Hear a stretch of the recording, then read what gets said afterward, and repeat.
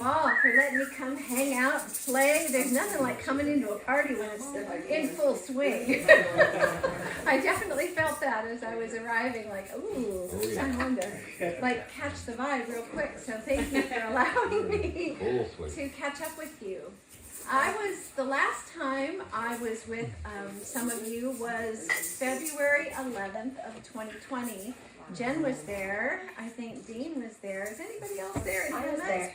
I missed the presentation. You were there. Some of you were there.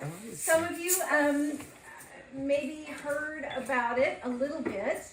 I've been busy since then. Lots of quiet during COVID to really feel into my nervous system.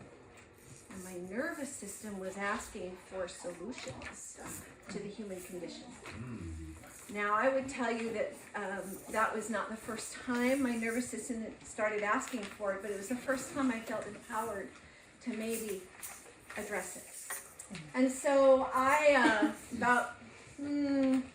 guess it's almost been 9 months ago, my son called me, and if you have children, you'll feel this instantly. He's 34. He started off with, "Mom, I'm not suicidal, but..."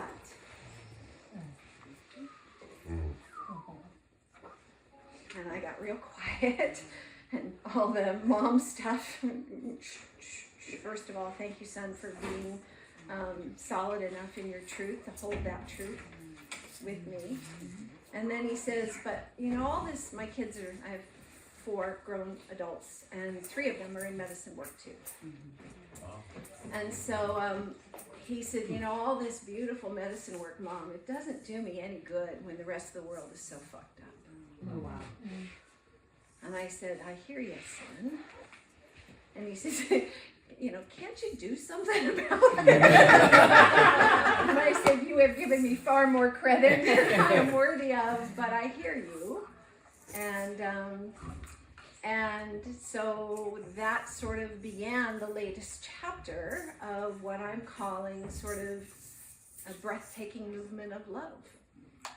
And I want to give you just a little bit of background to bring you up to speed on how all this began.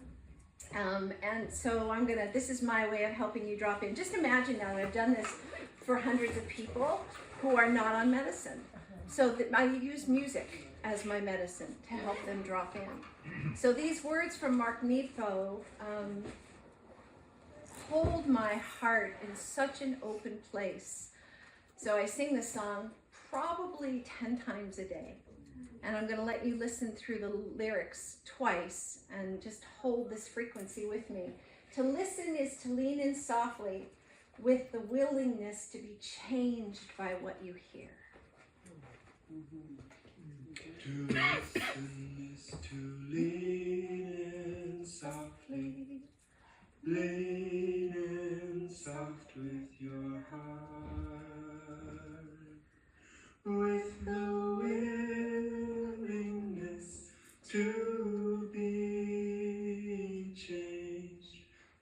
changed by what you Now your turn. hear. You ready? Cut. It's easy. To listen is to lean in softly, lean in soft with your heart, with the willingness to be changed by what you hear.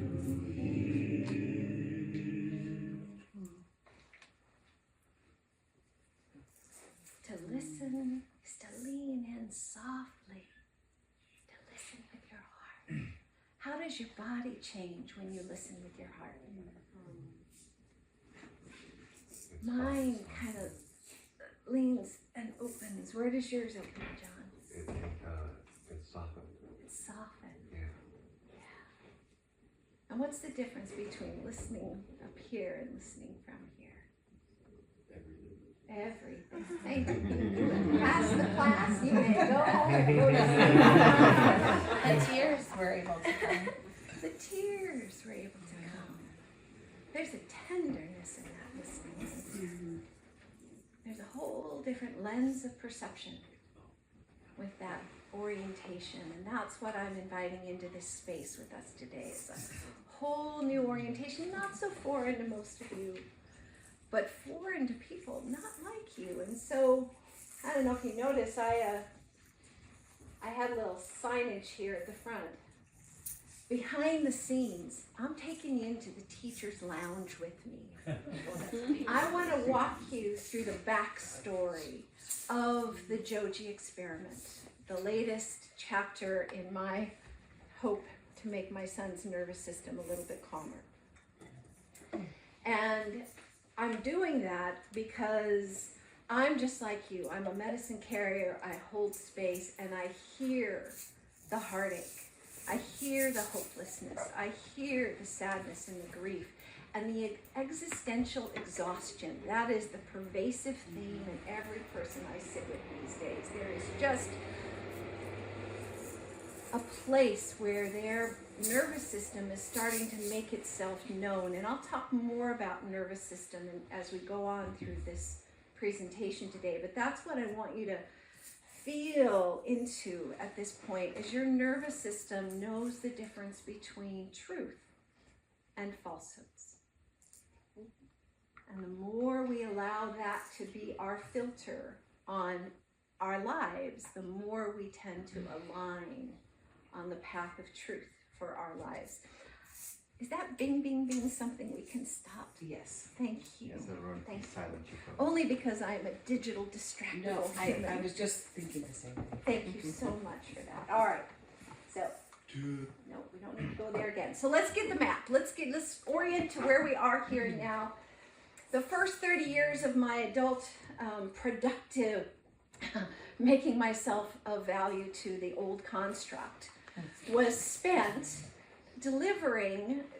teaching to business leaders and accounting firms all over the world. And I was building a bridge between, I didn't know it at the time, unconscious capitalism and conscious capitalism. That body of work was called Level 5. It has a whole mindset, skill set, tool set that goes with it. I, in 2016, realized I was coming up against that place in your own life, we've all met it, where the old story isn't working anymore and you don't yet know the new story. But I knew I couldn't keep doing this thing, so I recorded the whole thing. And it now exists on a freestanding learning management system, and it's being delivered by other people. I've completely let go of that body of work, and I thought I was done creating mindset, skill set, and tool set programs because I was tired. But what I didn't realize at the time was the tiredness wasn't about teaching, it was about perpetuating the old construct. I wanted to move out of that and live in a different way. And so I left that behind. There was about a 5-year break in there. And 2014, my mom passed away. The day she did, a channel opened up and I began to see and understand things that I will tell you informs every syllable that I'm going to share with you today. The language of the download was quite explicit, that we were going to come into a time where truth would become lies and lies would become truth. 2014. And it was in service, please hold this note. It was in service, everything that's happening right now is for our grace and good. It was in service to help us re-engage with our inner guidance systems. To stop looking outside of ourselves for truth and to start going inward to find it. So, all right, so okay, truth will become lies, lies will become truth. This is really interesting. What the fuck am I supposed to do with this? What does that mean? It says, well, first you have to unpack your lies and find your truth. So it worked me and worked me. And questions kept coming forward, and those questions became the healing conversation. 5 questions. I shared this when I was in Hemet 2020. 5 questions, real quick. 1, are you ready for a healing conversation? Well, when I went around to RV parks asking total strangers that question, they looked at me, some said, yes. Who are you? And some said, what? What do you mean ready? for a healing cause. Some it was a threat, some it was an invitation. That was fascinating. Whew, okay, so I better ask a different question. Question number 2 is, do you believe we can live in harmony? Now, it didn't matter who I asked. They all had the same answer. How's that for a moment of awareness? Trump signs, fuck Trump signs. I was like, oh, every single person I asked the next question of had the same answer. I'd like to, but. Do you believe we can live in harmony? I'd like to, but. Bookmark the moment. Everybody. That was a universal response. What are the odds of getting a universal response out of any group of humans right now? Wow. These are moments of spiritual gravity that just sort of grounded in me. I was like, okay, I'm going to come back to that. But I wasn't getting an answer because the but, the ... that came after that but was always, well, if but for those people or that thing. It was never because I have a shitty lens of perception. Perhaps. Like I said, where my truth and lies come to the surface here, right? So, do you believe we can live in harmony? I'd like to, but ... And I was like, oh, I got to ask a different question. So question 2 morphed into, what would we have to believe about each other to live in harmony? Feel the difference? Yeah. What's different? Possibility. Responsibility. Possibility. Hope. And Trust. responsibility and trust and Faith. faith. Interesting. Power of questions changes the power of the narrative. So then I was like, oh, what do we have to believe about each other to believe in harmony? I'll ask you, what do we have to believe? In each other. In each other. That we're inherently good. That we are inherently good. In divinity. In divinity. We're fine just the way we are. We're fine just the way we are. And All of and us. that things happen for a reason, like you said, and eventually it turns. Eventually. And so whatever doesn't seem right might actually be just what the medicine actually is. You can come right to the front of the class. Oh, you kid. Where's my chocolate? Now, those of you who don't know, I am an edibles maker. And many of the people in this room have been in a high space, much removed from my physical presence. So, no, it's just having a flashback. All right, so question number 2, do you believe we can live in harmony? If not, why not? What would we have to believe about each other to live in harmony? Oh shit, it's our beliefs that get in the way. So question number 3 is, how do we come to believe what we believe? Well, of course, that's, if you know, it's part of your sort of lottery of birth, where you came from, and you can have a whole big story about who we were before we got here and who we go after. But I'm trying to stay right here in the physical plane and not attach too much information from what I call my big toe, my big theory of everything. I'm staying right here and now. And so our beliefs, how do we come to believe what we believe and go one level higher about what we believe? That it's sacrosanct, that it's unchangeable, that it's right. It's what we believe about our beliefs that gets us into trouble. So we got to fact check our fears. So question number 3 becomes, and can you imagine in a group where I do this, this becomes a rich conversation about beliefs and how those beliefs are actually hurting us, causing great suffering in our personal and collective experience, right? So then, when you get to that personal stuff, that takes us to question number 4, which is, do we love ourselves enough to heal? If not, why not? And guess what it comes down to again? Beliefs. So this whole beliefs thing has to be shifted, has to be looked at, has to be fact-checked, has to be examined. How do we come to believe what we believe? Where's the truth and where are the lies? And how do we feel? How does our nervous system manage that when we've been gaslit our whole lives That what we thought was true was, oh no, this is what's true. We're so certain it's true. We've created a whole construct around it that is hurting us. We're in the middle of a neuro-emergency. Our nervous systems are fried. I work with an organization up in Oregon that is working with teenagers and spent a lot of time interviewing pediatricians about the state of our future. Nice to be the state of their mental health. The state of, you know this, I Noah. work with teenagers a lot. 10 years ago, roughly 10% of a pediatrician's practice was oriented around mental health issues, whether that's self-harm or addiction or ... fill in the blanks. Now it's 65%. Yeah. Wow. And more than half of them are self-harming. Yeah. Cutting, bulimia, anorexia nervosa. Like, this is our crisis. This is our crisis. So my son was just reminding me that everything I'm doing, everything I'm about, the healing conversation, the 5 questions, the Be Love app, which I'll talk about later, getting people to just breathe. What does breathing do? It's the most conscious thing we can do for an immediate reset on our nervous system. Our collective nervous system is fried. Take a breath with me. Just breathing together collectively. Hold that thought, because it came to me in a big fucking download. I've been riding this wave for 3 years now, just holding space for the moment when we were ready to say enough.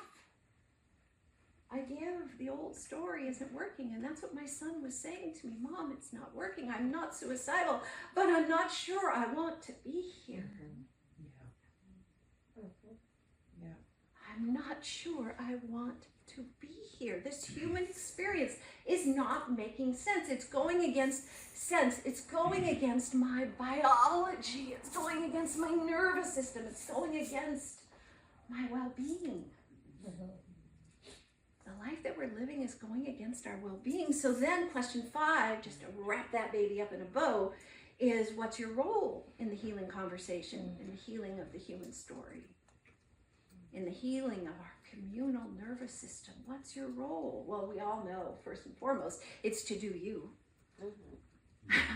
To become self-regulating and not spewing our wounding all over the place. Like this is the first level of work we do. Oh, boundaries. I get to have some too. Right? It's not a concept. If you're born and somebody takes them away before you even have words. So, business, conscious capitalism. I hate that word too. We're going to shift our whole language. Our whole lexicon is fucked. It's infused with patriarchal undertones and overtones and winners and losers. And there is a no winners and losers scenario where anybody wins. There's only a win-win scenario. Only when me and we are balanced do we find our way into that nervous system well-being. And guess what? Our nervous system is our access to our consciousness.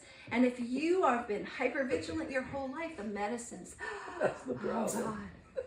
Didn't the medicines just isn't that what we first felt? Our nervous system just got. Then there's room to expand from there, right? So, Be Love app, JOJI Experiment. Ben, my son, Mom, what are you going to do about it? Fuck, I hate it when he asks me that. So I'm having one of my caramels, which I'm on now too, just saying. I have to tell you that it's really hard for me to show up this way without a little medicine on board because it feels so big.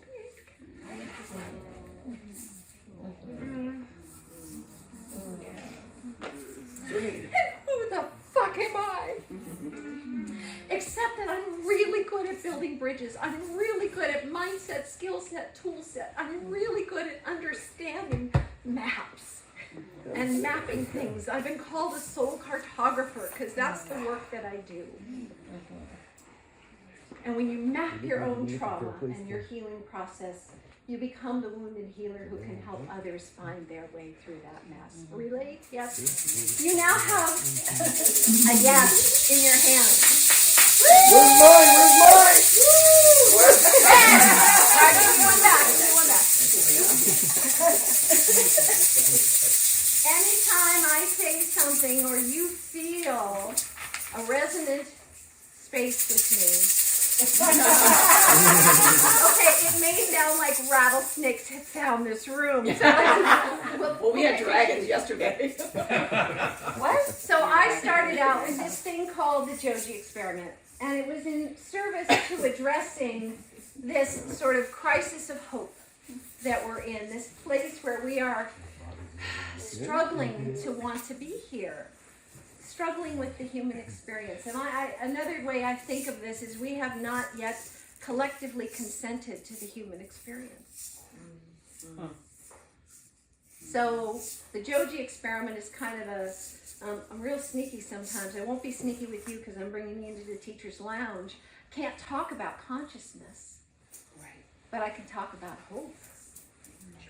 What? I can talk Why about can't hope. you talk about consciousness? I got some people that aren't as far along as you are, Noah. There's some folks out there that are still thinking there was an election that was stolen. So I'm trying to meet them in the I'd like to but space. Oh, gotcha. Okay? I'd like to. And hope is an I'd like to. Okay.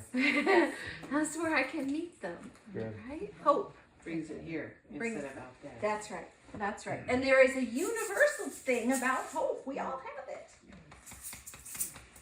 I think it's part of our path home. Like, there are breadcrumbs to the soul, and hope is one of them. That keeps us moving forward. It got you to a space where you're now, like, in a more healed state. I'm just looking at you, Jason, because there was a time we couldn't even hug each other. Yeah.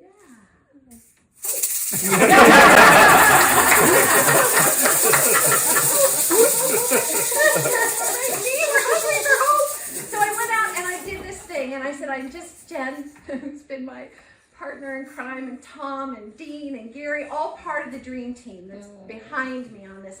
I had to know I wasn't crazy. And if other people would jump in with me, then at least we were going to be crazy together, right? And so people have stepped up and given enormous amounts of time, and Jen especially has been my sacred witness through it all. Why? And so I said, Jen, here's the thing. I'm going to do this thing called the JOJI Experiment. It's going to be 4 hours, and I'm going to just show them all the things that I think a mindset, a skill set, a tool set. Just give them a smattering of it and see if we can move the needle on hope. See if I can find a little path in all of that cynicism and skepticism. And so I designed the JOJI Experiment. I'm going to tell you the results right now. I'm not going to make you wait. Thank goodness. I started in July, and I begged friends to come at first rush. 6 people, then 3 people, then 2 people. Then I got 17 people to show up for 4 hours and let me share this, sort of clear the table. I've got an idea, you guys, moment for me. Like a big ask of people to trust me, that there's something here. And then I had some, thank you, some and fewer and more. And then I finished up just 2 weeks ago with 118 people. I got my 100 people through the JOJI Experiment. I'm going to tell you just a few things about this. The people that came early on, they came back with their children.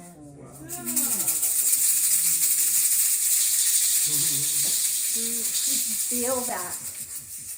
Parents and children coming into the room to have a real conversation about the state of the human condition. So it was like a little bit of a tiger by the tail. There were supposed to be over 200 people, but 3 of the events had to get moved to next year. And I said, that's okay. I got 100 people. I'm done with the JOJI Experiment. I don't know what's next, but I'm going to figure it out. And you're part of that today, helping me figure this out.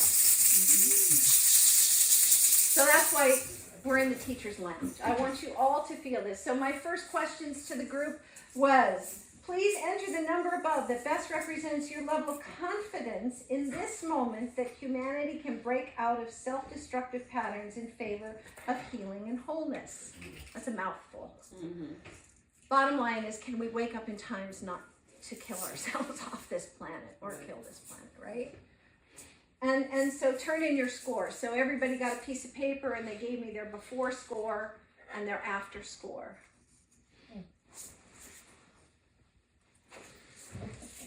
And the before scores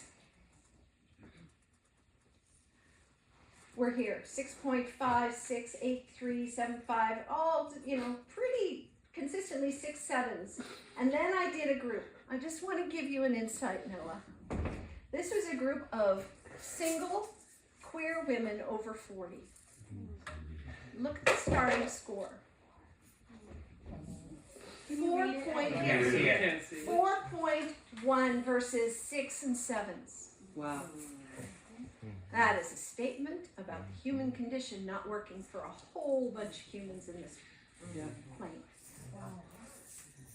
And so I take a score at the end as well, and they went from 4.1 to 7.22, but the increase, note that, 74% increase in hope in 4 hours. Wow. Wow. That means the whole nervous system reset. Bingo. Wow. You feel, at this point, I'm like, I don't know what I'm doing here. I'm just following a thread. I'm just allowing and trusting and asking and receiving. Yeah. But I sat down with those sisters who came in at 2 and 3, and I said, tell me how you got to 8. Like, how do you go from feeling that hopeless? What about this? She goes, that you're doing this with heteros. Wow. Wow. It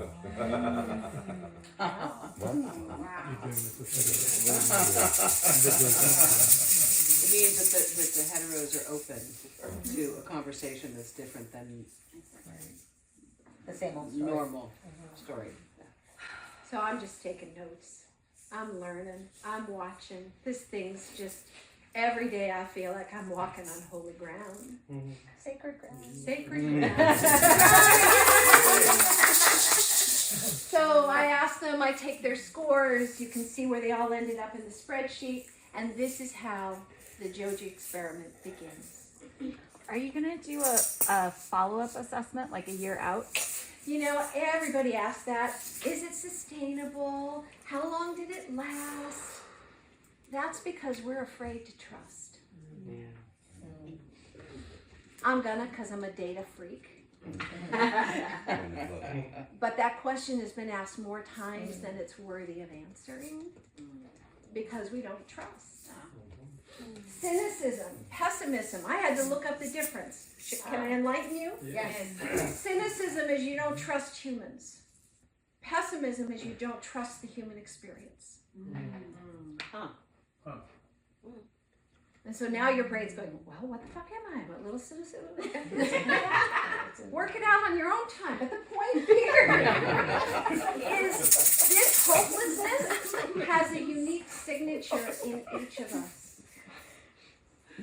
And so there's no middle ground to be found in any of this conversation that we're in. There's only higher ground.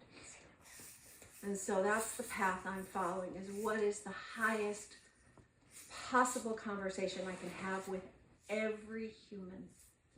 Yeah. Every human. So, Were your groups primarily white people? yeah, birds of a feather. I'm working on 100 people. I went where I was invited to go, and I will go where I'm invited to go next, wherever that takes me. You're gonna miss this. This is really pretty if you want to come over here.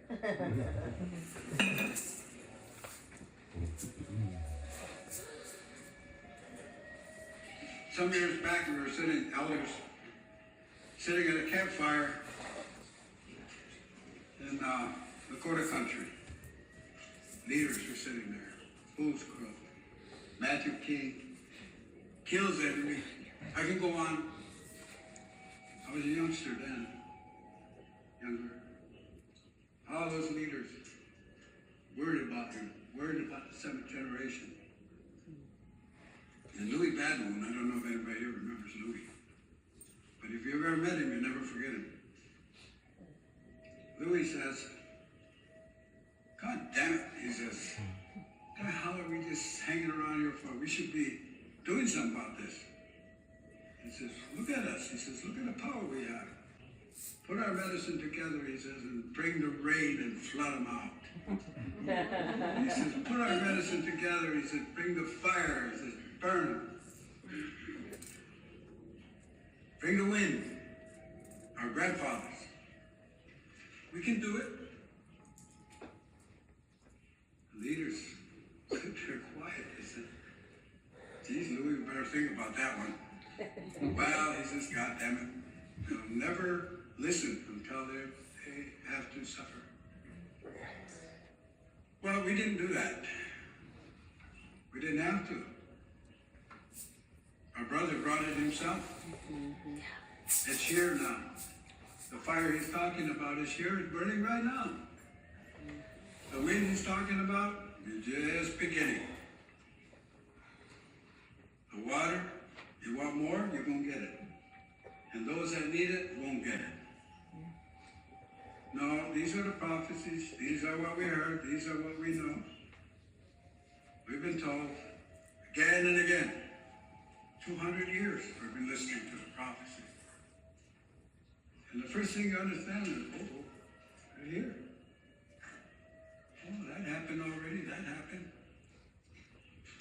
So we are living in a time, like my grandson said, what's going to happen to me? Well, that's our job. Our job is to change people's minds. People have to change. Directions have to change. Values have to change. Otherwise, there's no mercy in nature. None. No mercy. Nature has none. Has only law, only rule. You don't abide the rule, you suffer the result. And it's just no habeas corpus here. It's what you do, how you live. Peacemaker said to the chiefs at the time, he said, build your nation on these principles. The first principle of peace. Peace. And with peace is health. The second principle is justice. You leaders, be fair to your people. And with that will come justice. Third one, power. The power of being united. The power of the good mind. Power of one mind. Power. I see the Hopis bring rain, putting your minds together. That's what you're talking about. Never seen a Catholic priest bring rain yet. It's safe to say it never will. We bring rain. We give thanks. We work with the animals. For everybody. You're either going to change your values or you're not going to survive. I tell you, the earth has no mercy. You abide that law or suffer the consequence. Business as usual is over. We are not going to have the luxury of spending $200 billion in a war. You're just not going to have the time or the money because you're going to be paying for environment and damages coming. I said, I'll help you. I'll be right there. And that's our elders' position. When they ask for help, we better be there. Because this is it, the way I see it. The other instruction the peacemaker said was, never take hope from the people. Give the people hope. And what is hope? It's leadership. It's principle. And that means the leader's got to be out there. Fight is on. Big fight now. A lot of people in the world, really, more than you know, just waiting. Waiting. And the country that's got to change is right here, this country. Number one. But when they find out and when they do change, you know they're going to be happy. You know, we'll all be just bound to that happy little village somewhere. It can happen. But we're going to go through some stuff. There's no escaping that. We're going to go through some stuff, so just get ready for it. Get ready for it. Take a deep breath.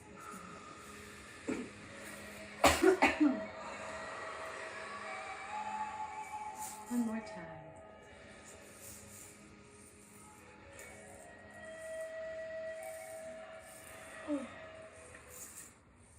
How long ago was that recorded? 2008.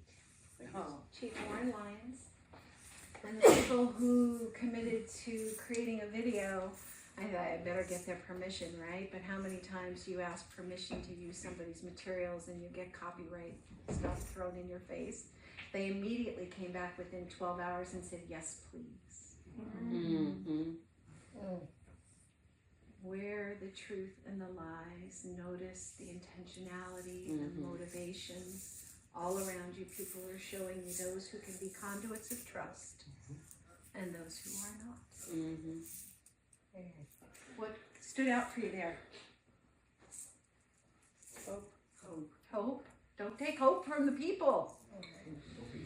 It's important, isn't it? I liked, I'll be right there. Yes. When they ask for help, we have to be there. Yeah, this Yeah. isn't like, well, no. No. Meet them when they're ready. I just thought it was before the video, but emergency. For some reason, I just had a connection with emerging and emergence. Yes. And emergency is So- an opportunity for the emergence. Brian, I exactly. never noticed that. Emergent? Yeah. See? Yeah. We are going through a neuro-emergent phase of our evolution as a species as well. We're becoming more sensitive to things unseen in our world. Isn't it interesting that we have a neuroemergency where people are saying life doesn't make sense, and our senses are coming online in Yeah. a way. As soon as it popped up, I thought neuroemergence. Yeah.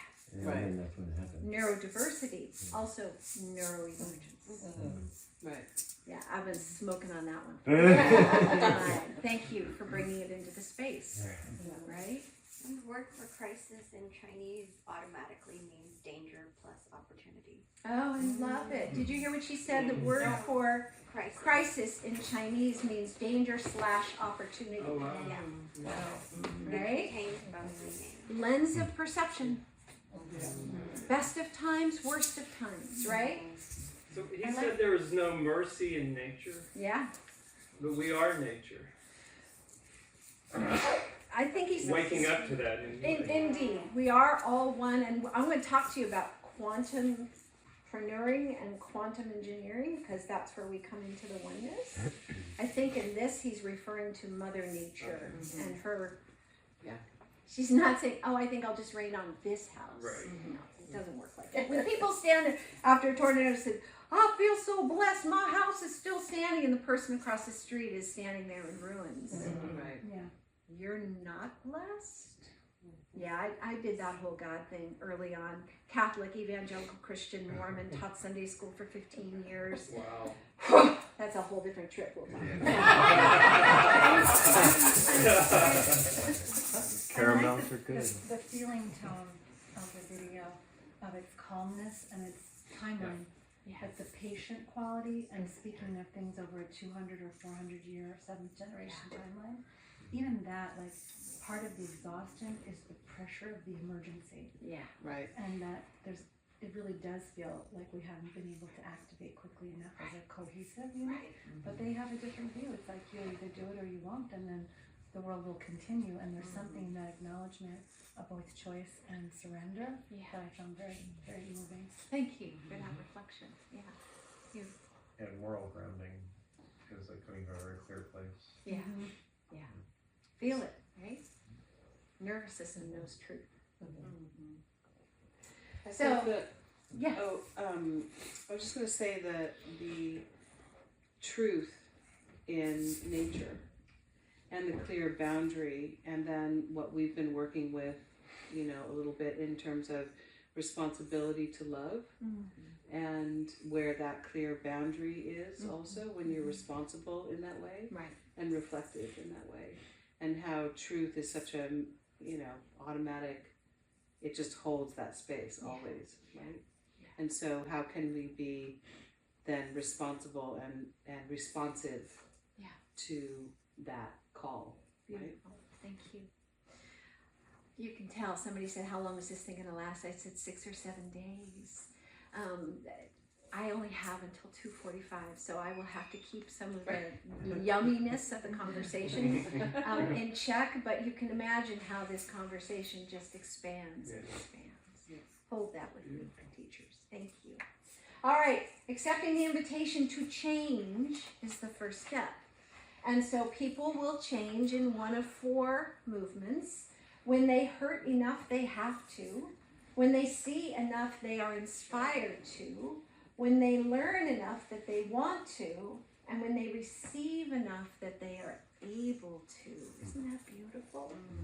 Thank you, TikTok. I have no idea. I was like, dang, have you noticed the airwaves are filling with beautiful, rich, like I'm working my algorithm down to a really fine point of frequency.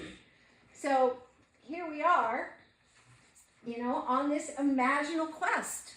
What does it look like? What is a universal first stepping point? Because I don't know what comes after the first step. And that's the point, none of us do. And the longer we stay attached to needing to know what's coming next, the longer we stay tethered to what is. But there is a first step. I'd like to, but and that's what I'm solving for. That's what I'm testing. Like a raptor tests the fence in Jurassic Park. I'm looking for the break. In the certainty, what I'll call the curse of certainty about how life should be. Because as long as we stay wrapped up in our curse of certainty, we miss out on what life is. Right? All right, so here we go. How do I do that? How do I bring people into an understanding of consciousness without using the word consciousness? So this beautiful book shows up in my world after I hear truth will become lies, lies will become truth, and I'm in the deep inquiry of what is truth and how do I discern it. And this book by Dr. David Hawkins, and if you know his work, he has many, many, many books. This one in particular is focused on the power of listening to your nervous system, your consciousness, to find truth. And that this can be used in any setting. And so he developed, and spends more time on it in this one, a map of consciousness. How many of you have seen this map of consciousness before, right? Me too. Loved it, thought, geez, this is really interesting. This makes a lot of sense. And so and I'm going to go through the detail of this in just a second here. He went ahead and sort of created a matrix of words that upon deeper inquiry begins to reveal the human condition in beautiful clarity.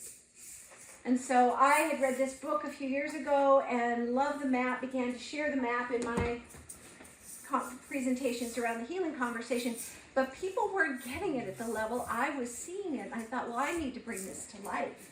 And so I created the JOJI Experiment, and it includes everybody, and I'm not doing it in this room. Please, you'll understand why when I show you what's next. Everybody gets 107 magnets to put on the map of consciousness and place the words in the column and in the ascending, descending order that they belong. So this one's pride, and it's under level. And so I'll show you the whole map here in a second. This is a 4-hour process. I'm sneaking down into about 2.5 hours because I'm not going to have you go through this part of the exercise, especially after 2 days of journeying. You don't have it here. Or maybe you wouldn't fuss with the words as much as some people did. No.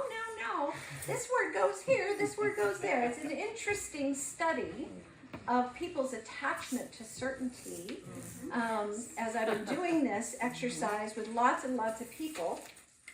And the point of doing the exercise is to address this statement by Dr. Hawkins. He says, since consciousness is evolving simply by our being aware that it is evolving, how many of you feel the shift? Yep, it's there. All I'm doing is unpacking the underlying concepts in that shift. Then we make an important contribution to life by noting the evolution of consciousness in detail. This is a detailed map. Now, your map may be slightly different. It may be never even fully explored as Dr. Hawkins' map, but what his story is, he just knew this. And then started having 250,000 people muscle test. Does fear belong at 200, 300, 400? And where they were strong is where fear ended up on the list. The word love, is it a 200, a 300, a 400, a 500? Where does it belong? 250,000 people's nervous systems, collective consciousness, calibrated to the map I'm about to share with you. Wow. Now, who said wow? I did. Give me your wow in a few words. Well, this is proof of what a lot of people feel. Right. It begins to step out of the woo and into something more knowable, right? So this is where I'm meeting people where to go. You left me already. I feel so abandoned, Noah. Noah's thing about, well, can't you talk about consciousness? Well, I can on this map. I'm letting Dr. Hawkins be my sort of person here. All right. So everybody gets their board, and I explain the different lenses of perception at the top and also sort of the orientation of the arrows. And since you can't see, I'm just going to give you a quick overview of this. There are 5 lenses of perception on a scale of 0 at the bottom to 1,000. It's a logarithmic scale, like a Richter scale. The difference between a 6.0 and a 7.0 earthquake is not 10 points, but 10 to the power of 10. That's as best I can do on understanding logarithmic shit. So you got God view, life view, level of consciousness, emotion, and process. So these are 5 different lenses. And so when I first started doing the JOJI experiment, we would get hung up on the God view. What do you mean God? Oh boy, you want to find a place where we have no agreement. I'd like to, but agreement, God, fuck it all. I'm not agreeing with anything, right? Like, how do we come to believe what we believe about what we believe? Like, we're really fixated. That curse of certainty is dragging us. Hi, humans. Is dragging us. You can move over here if you prefer. You're good. Okay. This is the sensory overload group over here. It's all good. So we've got God view. So we just have to say, you get to define what that means to you as you do this exercise, right? But remember, 250,000 people already completed this map, already calibrated to this map. This exercise is just an invitation to see where you line up with 250,000 other people. No right, no wrong, just see where you line up. That doesn't feel totally threatening. In fact, it kind of piques your curiosity, doesn't it? Because the ego wants to know, how do I line up to consciousness? Isn't that weird how that lines up? All right, so God view, life view is a representation of how you perceive life, your lens of perception. Einstein would say you either believe that this human existence, that the universe is either hostile or friendly. That would be considered a life view. And by the way, he said the difference in those two is the heaven or hell of our existence. Mm-hmm. Okay? Then level. This is language that Dr. Hawkins shared as sort of chapter headings for each of these sort of dimensional realities. And then the emotion that we feel at that reality and the process, how we process our experience through that lens. So there are arrows that go upward from 200 and above, and arrows that go downward from 200 and below. And he says these are a positive and negative bias that we have about life, right? And so notice that this yellow band in the middle, and this is the emphasis of the JOJI Experiment 2.0. I'm just giving you a little teacher's lounge background here, is to really unpack this section, and you'll see why in a little bit, where we are in the best of times and the worst of times, where we've got people that are still deeply entrenched in the old construct of fear, and those that are already stepping into the new construct of love, and this chaos in between. All of it is palpable. We can feel it. This presentation helps to define what we're feeling, so we can put language to it, because language is our tool of manifestation. Language, as I'll share with you in a moment, is our power in this moment.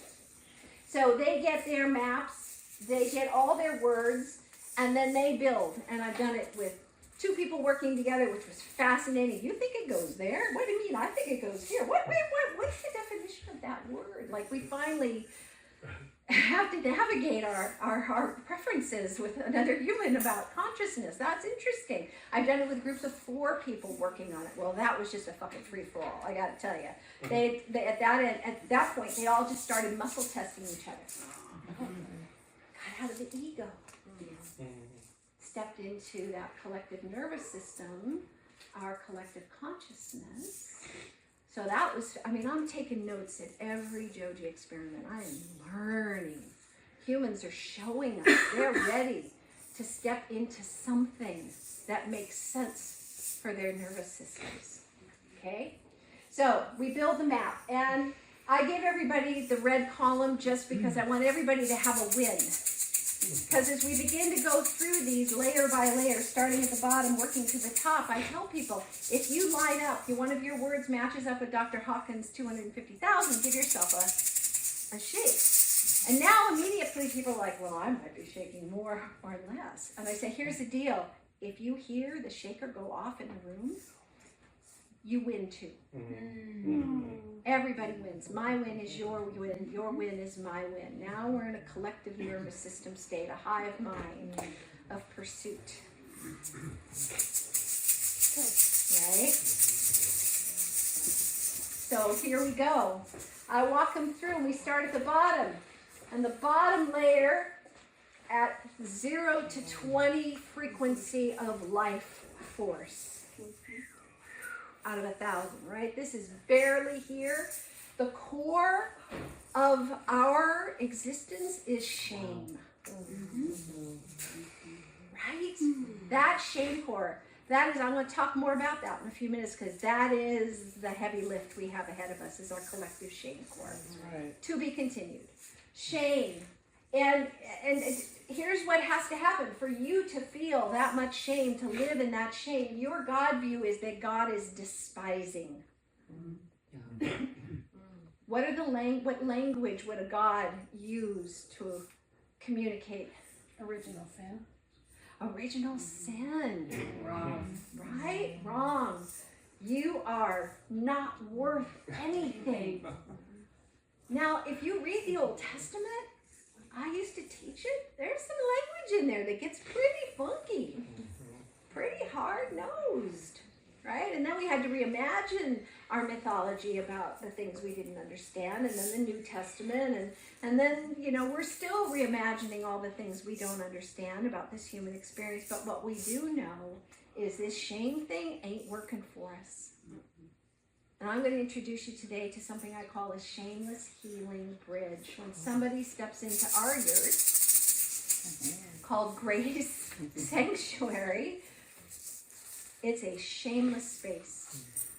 And we make that known right up front. So I'm going to go quickly through this because I'm going to just say you all have all of this in your nervous system. Next level up at the big 30 points is guilt. So guilt actually one-ups shame. Apathy goes above that, and then grief and fear. Fear is at 100. Fear has some life force to it. Have you ever worked with a therapist that somebody's finally angry? Like, yes. I worked with a woman this week who, you can all tell me later what I'm missing in this picture. none of the medicine affected her. And it became a curiosity after 3 rounds of stuff. And what I realized is she has a completely flat affect. She does not feel. And she can't even show me fear yet. Right? We're barely getting to some life force in her. So we keep going up from fear is desire. Anger shows some life force. You're in there. Pride. Starting to have some sense of self. And now we get up to this level, 200, where everything's up and everything's down. And if you are headed in a trajectory of moving forward in your life and becoming more and more self-aware and self-loving and self-conscious, not in the shameful way, but in the self-competent way. Fuck self-confidence. I want self-competence. And it takes courage to show up exactly as you are. It's real scary for me right now, living out here. That's why I have to have a little bit of canvas on. Just being honest. So now we're moving above 200, and that negative bias we're released from. So look at the words that come next. We are in a place of neutrality. Like, I don't know what happens before I got to this earthly plane. I don't know what happens after. What I do know is that I am wired for love. And that the world around me does not make sense to my sensory receptors.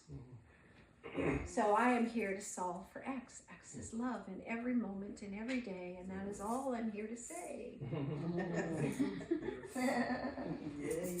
every moment, you have a chance to shift the nervous system of another human being. We have so much power if we play at the energetics level of life. The other day, so I used to weigh a lot more than I do now. I remember, oh my God, you look amazing. Thank you.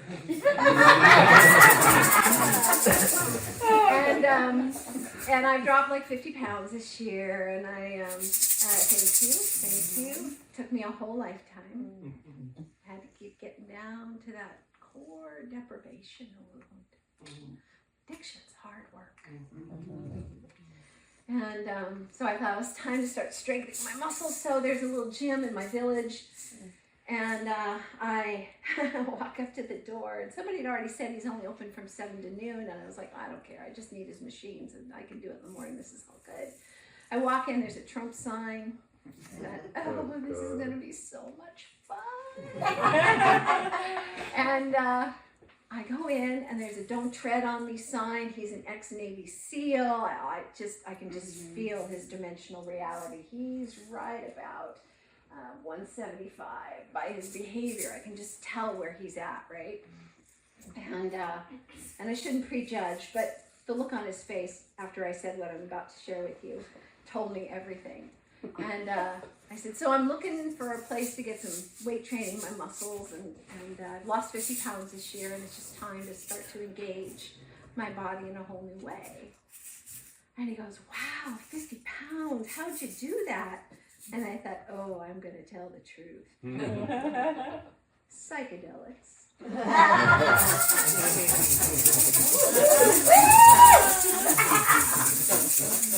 And he goes,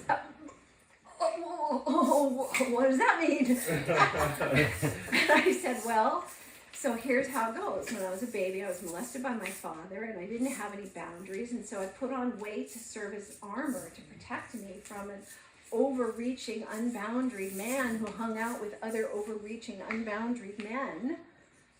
And so the weight was my armor until I finally got to the core of myself and didn't need it to be protected by that weight anymore. My boundaries are really strong now. You told him that? I did, right there in his face. Wow. And I tend to embellish, and I'm not in this moment. And he goes, oh, wow, well, okay, well, clearly not you, but I have to say, the reason most people are overweight is they're lazy. Oh my God. That's the the wrong gym. And before the words could even form a thought, they were out of my mouth, which is me mostly.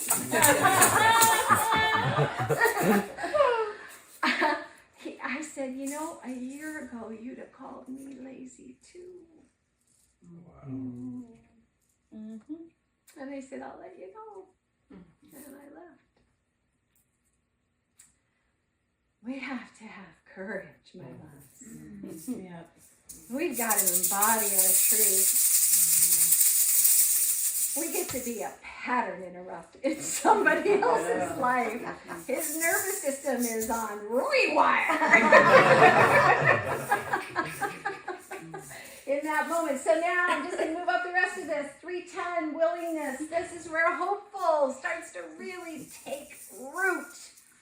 That we can do this. Those are my friends that come in like at a 6 or 7 or an 8. Like, I really believe it's all happening and we're going to evolve and it's going to be okay.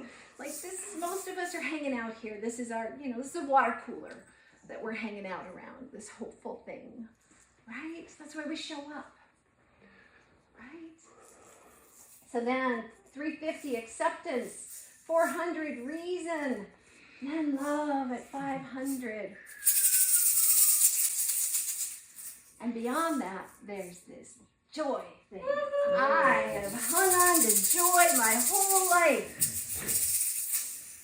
That little girl, that 3-year-old that finally has a place in my story. She is a joyful beast. She just is. And she was too much for the people around her. She asked too much of the people around her to show up in a joyful way. So she's driving the bus now. Well, I went through her nervous system over the last 2 years. That was the big work of healing a 3-year-old's nervous system. People have those big breakdowns where they just can barely cope. It's because their body has gone back to the nervous system of their first cause. Ketamine. So ketamine changed everything for me. Question 1 of the healing conversation, are you ready for the healing conversation? And then it became, are you ready, willing, and able to have a healing conversation? I realized I'd gone through the readiness, the willingness. I'll go through the darkness. I'll do it all. I'm here and surrender to the truth of my story, whatever that is. But that able piece, I realized there was just part of me, my nervous system had been so disconnected and fried for so long that a dear friend who's a therapist sat me down and said, honey, I know you've done all the medicine and you're doing all the work, but ketamine is the missing piece for you. You need that reset on your nervous system. You need a complete shutdown. And I had done 5-MeO multiple times, and I felt like that was re-traumatizing. I was in touch with that full body primal scream in all 9 rounds. All I do is scream. Wow. That's the willingness part. But the able part, so the first time I did ketamine, I knew that there were, people don't really talk about this, I don't know why, but it has a 7-day tail. That you have this period where your neuroplasticity is really fluid and all of the debris field that has kept you from getting to the core stuff, your brain floods with glutamate, and it's just this wonderful wash. And so after this experience itself was very mild, so I think I'm not getting a big ride. No, it's not about that. Your nervous system does not need another big fucking ride. No. It needs soft. Yeah. A little dissociation is okay. So I went into that 7-day field with body workers and meditation and quiet to set a new normal for my nervous system. And after 6 days, I felt my floating brain beginning to come back, and like it just snapped into its factory setting. Factory setting, baby. Factory, we wounded system, but then you have, just to give you the full ride here, it's taken me 1.5 years to reparent my nervous system. Right. It's not a fix, it's an invitation. Okay? So, joy. I'm all about joy. That was my trade-off with my nervous system, is anything I do from this point forward has to be about joy. Because my 3-year-old's in charge. All right, so we get through the map. Everybody gets to the end of it, and they're shaking, and it feels really good. And like, you put that there? Like, what does that word mean? So all of a sudden, people are paying attention to the language that we are just steeped in and totally oblivious to, unconscious how much language shapes our lens of perception, shapes our reality, shapes our health, shapes our entire human experience. It's the greatest unifier and the greatest divider we have. It's language. How are you defining enlightenment? Well, you, me, and a few caramels, we could get to the bottom of it later. My very humble view is a moment of complete self-awareness and trust. I like that. And they're fleeting. And maybe someday I'll feel something more than oh, that was lovely.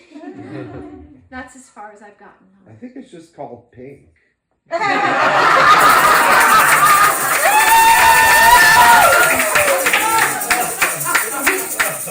I share one quickly? We had a dasa from India visit, and someone asked the group, asked the teacher from India, what is enlightenment? And he sat there. They asked the dasa, what is enlightenment? And he sat there. He thought about it for a long, felt like forever. And then he said, I don't know. We don't know. We don't know. We don't know. But our nervous system keeps asking for more towards that embodied light. Yeah. So then there's the conversation about, were you within 1 or 2 placements? Give yourself a shake. Did you have something that was below on the bottom of the map versus the top? That's a big conversation. So it's rich, is my point. And these are people that don't necessarily live, breathe, eat, sleep consciousness language as we do. So it's fascinating that Dr. Hawkins' map has this bridging effect. And people would say, but all of this is really, like, I feel for those people on the bottom rungs, and I go, oh, I'm one of them. I've got fear and anger and shame. We are all represented on that map with all of those words. We came, here's the deal, I believe, my big toe, to learn to feel all of that. Yeah, it's a rich curriculum. How best to learn about love, but also in the absence of it. Okay. So language. I am a lover of language. I use language to tile reality, to clothe reality in description and prose. Language, therefore, I become. I believe the world is made of words, and if you know the words the world is made of, you can make of it whatever you wish. One of the coolest notions I've ever come across about the transformative and transporting power of language is the notion that words are not just descriptive, that words, in fact, are generative. Hold that in mind for a moment, my friend, that the use of language, the words you use to describe reality, can in fact engender reality, can disclose reality. Words are generative. And so people often ask me, how do you memorize? Why do you memorize so many quotes? Because I do, man. They are the wallpaper of my mind is full of prose. And I don't know by what act I actually put them into memory, but I can tell you that the reason that I love to recite quotes is because I believe that the quotes that resonate, the ones that give me goosebumps, the ones that make the hairs on the back of my neck stand up, are incantations. They are spells, right? There's a dream weaving and a sorcery that is employed, that is deployed through language. To speak is to enact an incantation, right? So my favorite quotes are these magical incantations, and as I recite, therefore I become. I recite, therefore I become. That makes perfect sense, right? This ecstatic articulation and empowered vocalization makes us what Walter Benjamin calls enraptured prose beings raised to the highest order. We create and perceive our world through language. We think reality into existence through linguistic construction in real time. We are made of language. And this concept is instantiated even in our biology. DNA is code. We are alphabetic all the way down. Our genes are software programs. Even the material world is made but of atoms programmed into certain instantiation. McKenna was right. The world is made of words, and if you know the words the world is made of, you can make of it whatever you wish to. Take responsibility for this metaphysical tool. Employ language with discernment and intention and agency, and become an author of reality. Isn't that wonderful? Oh, that's cool. What do we love about it? Everything. Author. We are the authors of our reality. Yeah. Spells, incantations, language creates our reality. The consciousness gives us a whole new language of acceptance and grace and appreciation. That life is happening for us, not to us.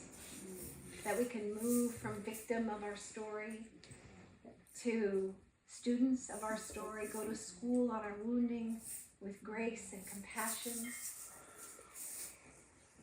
And now we're moving to this place where life is happening not just for us, but with us.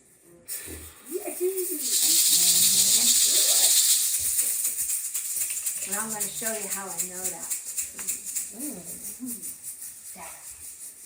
So Dr. Hawkins' map, this middle ground, this above 200, but not yet to 250, this chaotic existence, this place where we are in between the old story and the new story. What is that? What are the mechanics of that? What's the mechanisms of both awareness and activation in that space? This is what this map first ignited in me. Like, ooh, what's it going to feel like when we get there? Like, how is it going to look? How do we respond? And the first language was we show up as first responders, like elders, like, I'll be there. You ready? Roll up my sleeves. I don't need to know who's wrong or how we got here, only where do we go from here? Meet you where you are. Let's go forward. Right? How do we do that? We show up as first responders on the scene of forgetfulness. Right? So this building a bridge from courage to trust. A year and a half ago, I'm on the floor of grace, which is just like the floor of this room, not in its look, perhaps in its feel, but in its ability to move things. And he was going through that. Life has happened to me. Victim. Why? And as long as we loop around why, we'll never get to what's next. And so I said, what happens if you shift your lens from life happened to you to life happened for you? And I do this in my privates. I take a piece of paper and I have people map their timeline, and everything above the line is positive trajectory shifts, and everything below the line is what we considered to be negative trajectory shifts. And the reason why I have them look at it that way is eventually they get to the end where we find the grace in it all and we realize they weren't negative, they were invitations. A death of a loved one, a loss of a previous identity, existence, monetary, health-wise, however the universe shakes us up, right? Eventually, we get to the place where we can look back and go, what a ride. Look who I am now, here and now. It doesn't, the detail of the why is not so important as what are the gifts, what are the lessons, have I mastered my lessons, right? So this mapping thing shows up in my psyche, and then the universe brings me this song, and I'm gonna have you go through it, so just take a breath and relax. What I want you to pay attention to is the chorus. I met this woman recently, about 6 months ago, right as I was birthing JOJI. Amazing.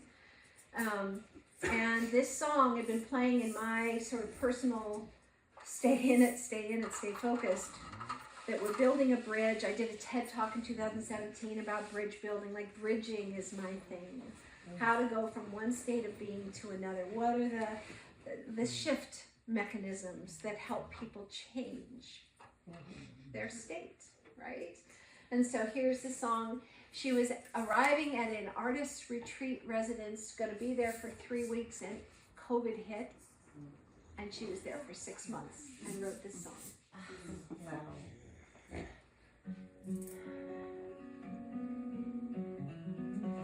It's called Building a Bridge.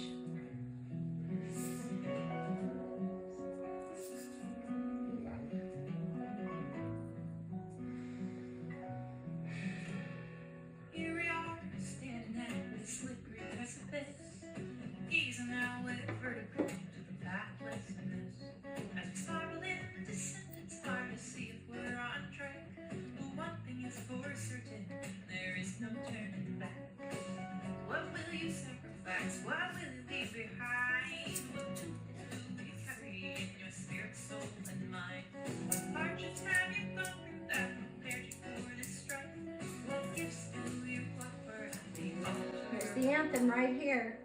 We are building a bridge across the unknown. We're all going together. No one's going alone. We're all building a bridge, and we each bring a stone. No one's built it before, but the blueprint is in our bones.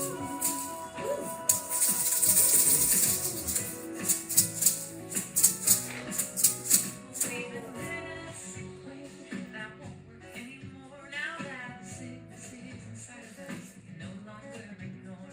We've taken and we've dominated all that we could claim, and now we're being colonized by something we can't tame. It's the earth, she is wise, and she wants to slow us down to remember our own wildness that connects us with the ground, where our roots grow down deep and they all are intertwined. In this new world we'll be leaving separation behind. We are building a bridge across the unknown. We're all going together. No one's going alone. We're all building a bridge, And we each bring a stone. No one built it before, but the blueprint is in our bones.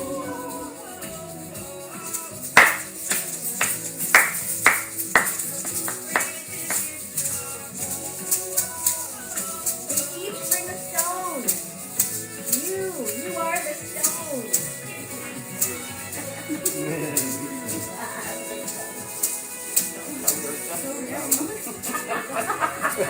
And some of us are stone.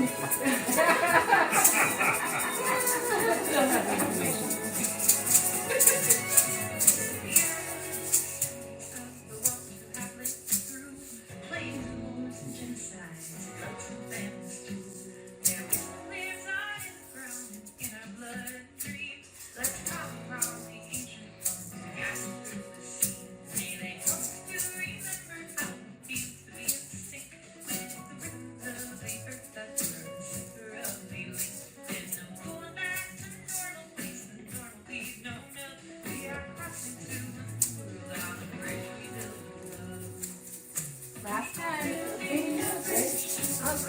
be alone. We're all going together. No one's going alone. We're all building a bridge, and we each bring a stone. No one's built it before, but the blueprint is in our bones.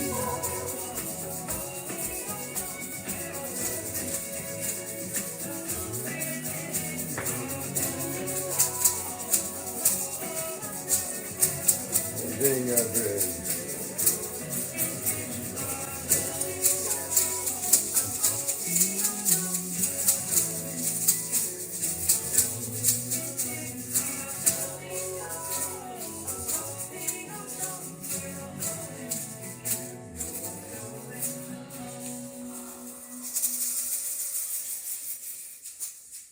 3 weeks before I heard that song for the first time, I had a huge download that we cannot get there on our own.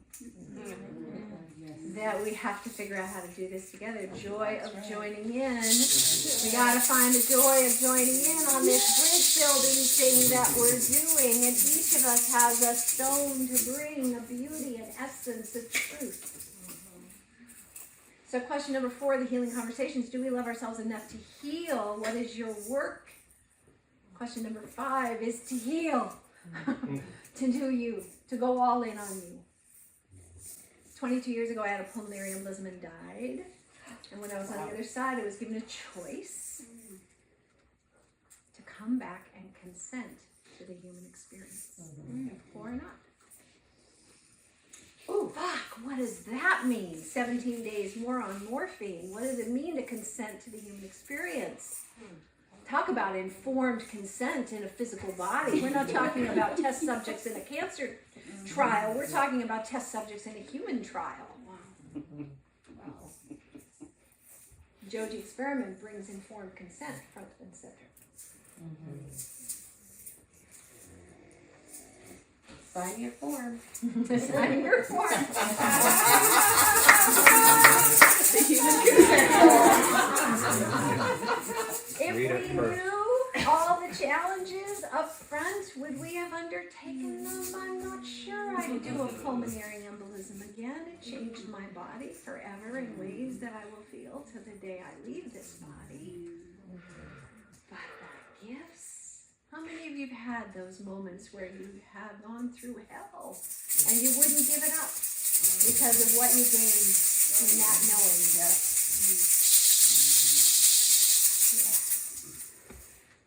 Grace. That's the word for me. For it all. The day my mom died, before the channel opened, and I recorded all this every day. Since then, there's been 2 to 3 hours a day of beautiful, just comes. And in that moment of grace, after being by her bedside for 17 days, but also having lived next door or with her most of my adult life, we were so enmeshed that I said to her, when you get to the other side, would you let me know you got there? And she did, 3 different ways, but this one in particular, I was just shown the whole human condition. It's all grace. It's all grace. There is all Armand, all betrayal is self-betrayal, everything else is unconsciousness and projection, unboundedness, lack of self-regulation, lack of self-awareness. The only thing you have control over is yourself. I had a big brother come into my world a few years back, and he felt like a brother to me, but, and here's the but, and hold the lesson.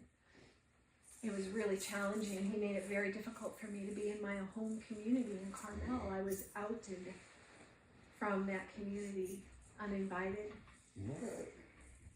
It's a long story, Noah. Give me some drugs, I'll tell you later. But the bottom line was, it caused me to go deep and deeper and deeper into myself to figure out what was happening. If life is happening for me, I'm going to get every ounce of this lesson.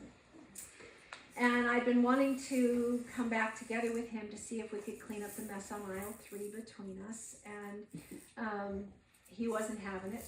And then all of a sudden in January of 2019, he showed up in an ayahuasca sit across from me. Now that is an important position in the yurt. I'm just gonna say, when you're across from somebody, there's shit happening all night long. Whatever it is, it's just happening. And so I'm like, I asked him before we went into ceremony, would you sit down with me tomorrow? I'd really love to have an clearing with you. And he was like, okay. He's a big guy, 6'4". Yeah. And yet what he's saying to everybody else is, she intimidates me. I'm thinking, you still outweigh me at this point too. So, but nonetheless, I'm in deep ceremony, and Mama's talking to me, and I'm talking to her about, this is what I'm going to say tomorrow. I'm going to rehearse the whole thing. This is exactly. I'm going to forgive him. I'm going to do all the things. And she says, no, it's not. It's not organized. It's not clean. It's still shitty. It's still shitty. It's still shitty. And whoa, more. Still shitty. Still shitty. This is what you're going to say. And I'm like, oh, really? But this is the only thing that is pure consciousness that you can hold yourself accountable to. So the next day, I'm approaching him, and he's asked if his friend, and I asked if my husband, so there are 4 people there. We are knee to knee. There's a small deck, but we are in this moment. And as I'm coming around the corner, he's like, oh, I can't do it, I can't do it, I can't do it. And I peeked around and go, this is going to surprise you as much as it does me. And I sat down across from him, and I said, I was so sure I was going to say so many things. And the only thing that I can really say is this. I apologize for how my wounding spilled into your world.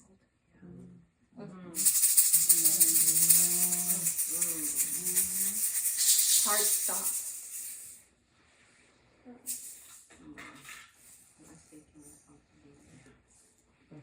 That's it right there.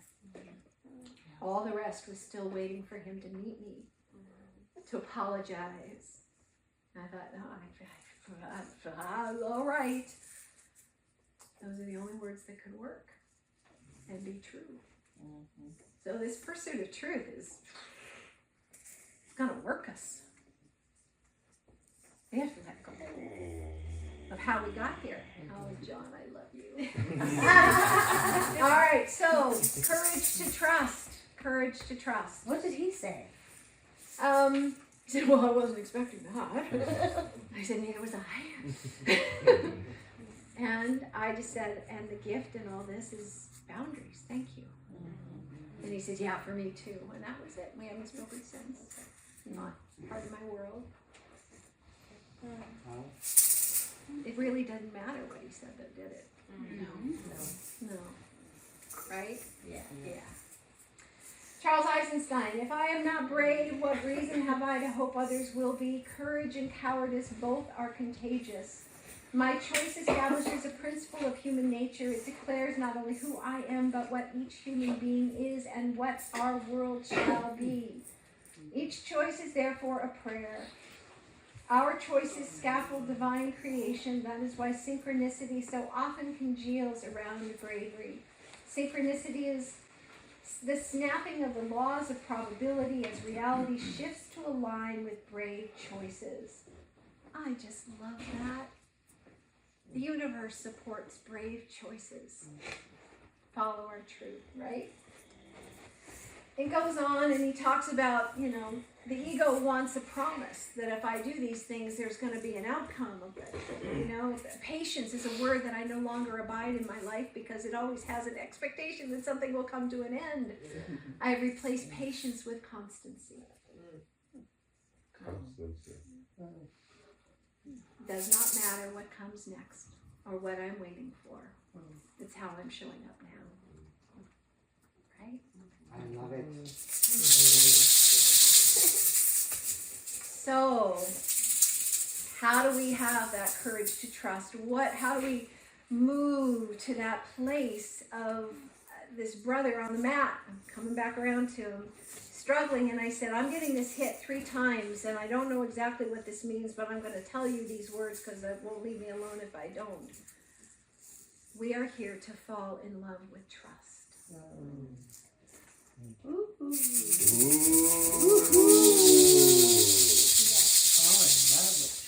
And my brain immediately went to to, no, trust is something, it's transactional, and I have to set aside fear, and it's the wounded me that has the governor of trust, right? Versus falling in love with trust.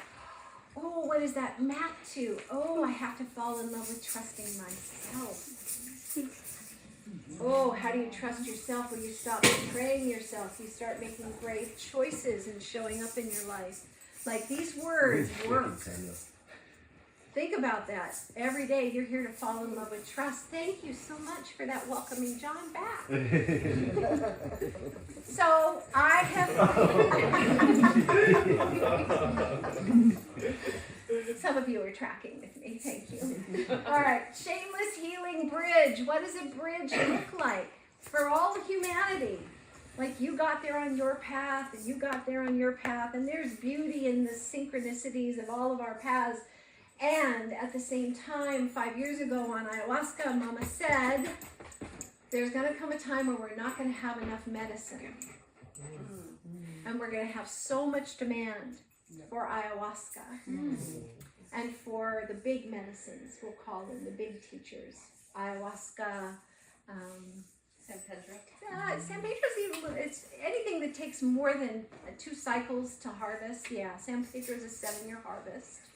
Like, some of these, we're starting to build up supply, but not fast enough for what's coming at us. Thank you, Michael Pollan and Netflix. Like, I'm getting 3 calls a week now from people like, I saw on Netflix. Did you know anything about Michael Pollan? I said, yeah, a little bit. Yeah. You're like, yeah, it's kind of annoying. Judgment. Whatever. All right, so this bridge, I went back through my own work over the last 64 years, but really the last 11 years since I first met Armand. And the way that I met him was at a women's gathering. I was beating myself up on the road as a speaker and just exhausted, and I'm an artist, and I wasn't getting to my art, and Julia Cameron's Artist's Way book says make a list of the things that are getting in the way, and my husband's name was at the top because I did not yet understand projections. And I thought it was Stephen, and Stephen, bless his heart, was, I came home and I said, I'm going to get an apartment in town and take a lover. I say a lot of things. And he said, is there a second chapter to that book that we should, and it says, yes, in fact, chapter 2 says, it's not them, it's you. Fuck! So I'm sitting in the room across from this very beautiful gray-haired mama in Carmel. So, and I said, I think I just need to go to the desert and do fucking peyote or something. This is the Mormon school teacher, married in the temple, where the garments got the secret handshakes, the whole deal. These were words I never expected to come out of my mouth, but there I was, and she looked at me with her beautiful blue eyes, and she said, I think you're ready for a journey. And I was like, what's that? I was so white bread, you cannot even imagine how unprepared I was, and yet I had called it in.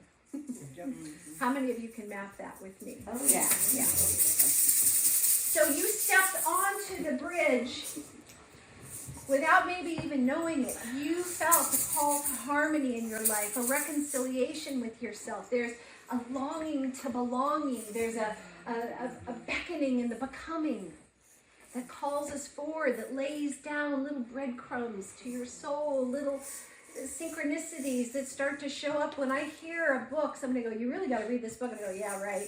But it goes in here. And then the second person goes, oh my God, I just read this book. Oh, I have 3s. When things come at me at 3, that's when I surrender and I do it. How many of you have gotten? It's now 1. It's now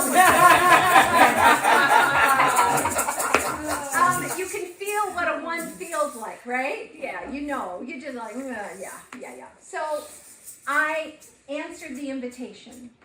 Sometimes the invitation can be the death of a loved one, a cancer diagnosis. It can be any number of things, and we all begin to ask different questions. So invitation stage. The JOJI Experiment is part of the invitation stage of this bridge. It's the first movement of you're not alone. We are all feeling gaslit by this construct that we're in. It doesn't line up like people I'd like to, but I get to the but and what we believe about each other, right? And then there's initiation. And sometimes that can be, we had the wildfires come to within 6 feet of our house. Like we were ready to, for 36 hours, we didn't know if our house was there or not. And Stephen was like, "Ooh, this is an initiation to letting go of attaching to anything." And we were convinced that whatever happened was in our highest good. So sometimes initiation can be something big and radical like that. Sometimes it can just be a softening in your awareness of what truth is, and that you are the arbiter of truth in your life. But there is an initiation phase to this work that we're not very good at as very white Western humans. One of the things I love, the story about a tribe in the Amazon, that you don't get a first sip of ayahuasca until you're 14 and you never get it again. You have one access point. Imagine you had one journey and you were told this is what you're here to create in your life. Period. We have so much access. And yet there are billions of people who've never experienced what you've experienced. Never had that sense of coming home to self. Right? So, invitation, initiation, intention, ceremony, flow states.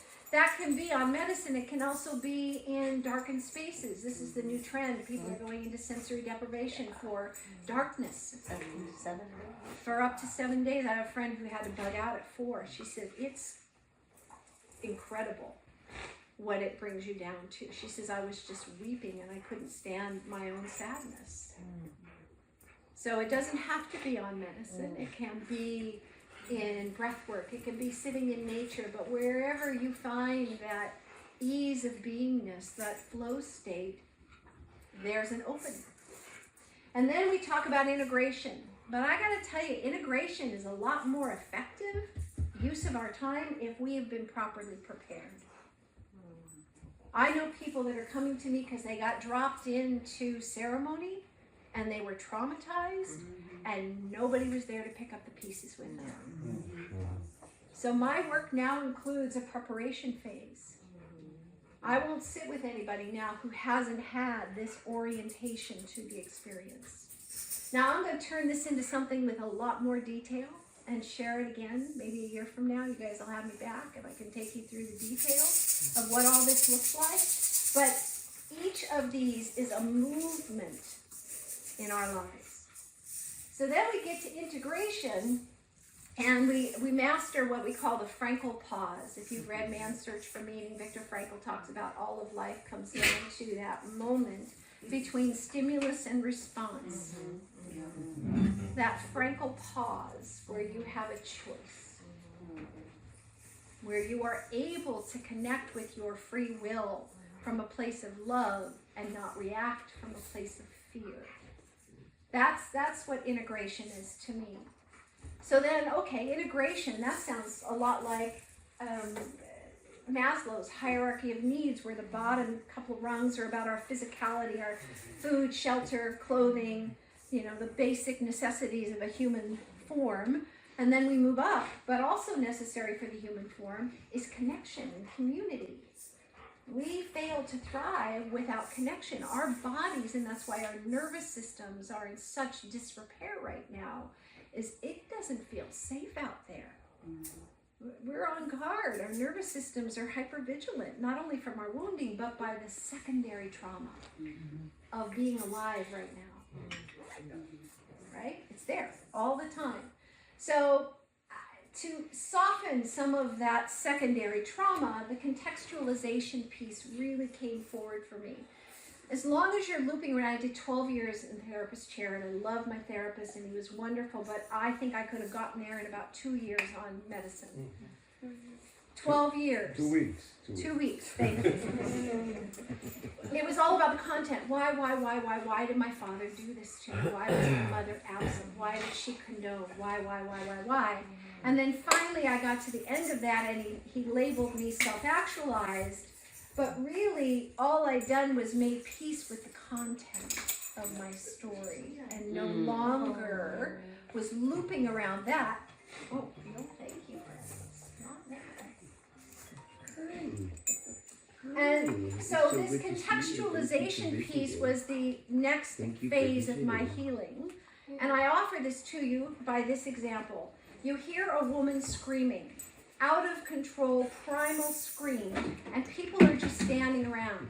And you're like, why isn't anybody doing something? Why is this happening? Why isn't anybody tending this screaming woman? And you pull the curtain back and you look inside and there's a woman giving birth. And so that scream has a context that softens your nervous system. You go, oh, yeah, birth is noisy and hard and messy. Life is hard and messy. So all of a sudden, the contextualization of my story was, oh, this is the curriculum of my life. Now go to school on my wounding and own it from a whole new lens, like take responsibility. I apologize for how my wounding spilled into your world. So contextualization is a big point I want to make here. The next big point I want to introduce you to is something called the 90-10 rule, which is exactly where we are on this planet right now, at the 90-10 point. Now, I didn't know what the 90-10 point was until I was publishing my first book. And for years I've been told, you gotta write a book, you gotta write a book. And I'm like, it's a slog. And then I was like, oh, I'm gonna put all this information into a business fable. Okay, great. So I wrote the book in 6 weeks. And 6 months later, I'm working with a professional editor, and we are slogging through word by word. I'm not a detail person. It is physically painful at this point for me. And I said, are we ever, I don't care if there's a typo. He says, you will care. You will care. And this word, you will care. It will stand out. It'll burn in your psyche forever that you have 2 errors in this book that we have yet to find. He's right. But he says, you clearly don't know the 90-10 rule. I said, no, I don't. Please enlighten me. He said, it only took you 10% of the effort to get 90% of this done. It's going to take you 90% of the effort to get the last 10% done. And if you've ever had a construction project in your home, you know that punch list takes 5 times longer to finish, right? Yes. That last bit, my loves, we can't do that last 10% alone. Right. You can only go so far, and your nervous system can only soften into the human experience. You can only consent so far as the collective also consents. Does that make sense? Yeah. This is the transition from me to we. In Maslow's hierarchy of needs, he said the top of the triangle is self-actualization, but then he came back later, and I did not know this until a couple of years ago, and wrote more about it, and he says it should be a larger pyramid. Beyond self-actualization is self-transcendence.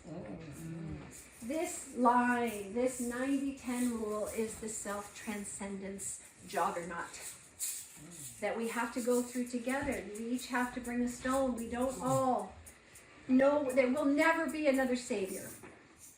That's right. We are here to redeem ourselves from our collective unconsciousness. Hallelujah.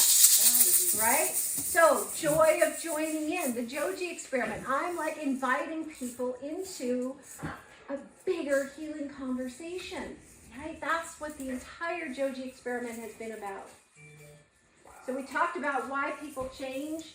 This piece, when they are inspired to, when they learn enough that they want to, when they receive enough that they're able to, that they can be co-regulated into wholeness again, right? So,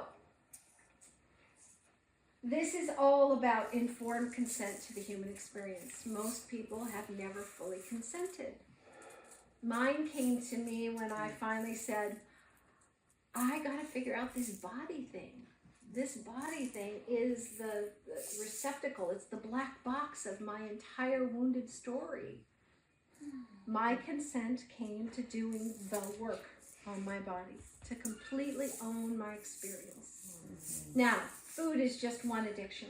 Sex, porn, gaming, gambling, alcohol, tobacco, any way that you are not living in your highest well-being is an invitation to go all in. And I would offer you that I had high-performing addictions as well, the ones that are rewarded by society, being an overachiever, being beyond reproach. Like I was the pleaser of all pleasers. Martha Stewart, I was Mormon.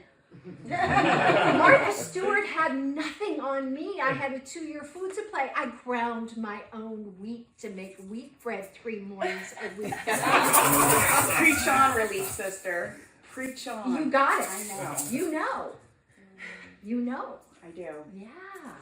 And it's just as damaging to our soul as the low functioning, the shame-based addictions versus the praise-based addictions.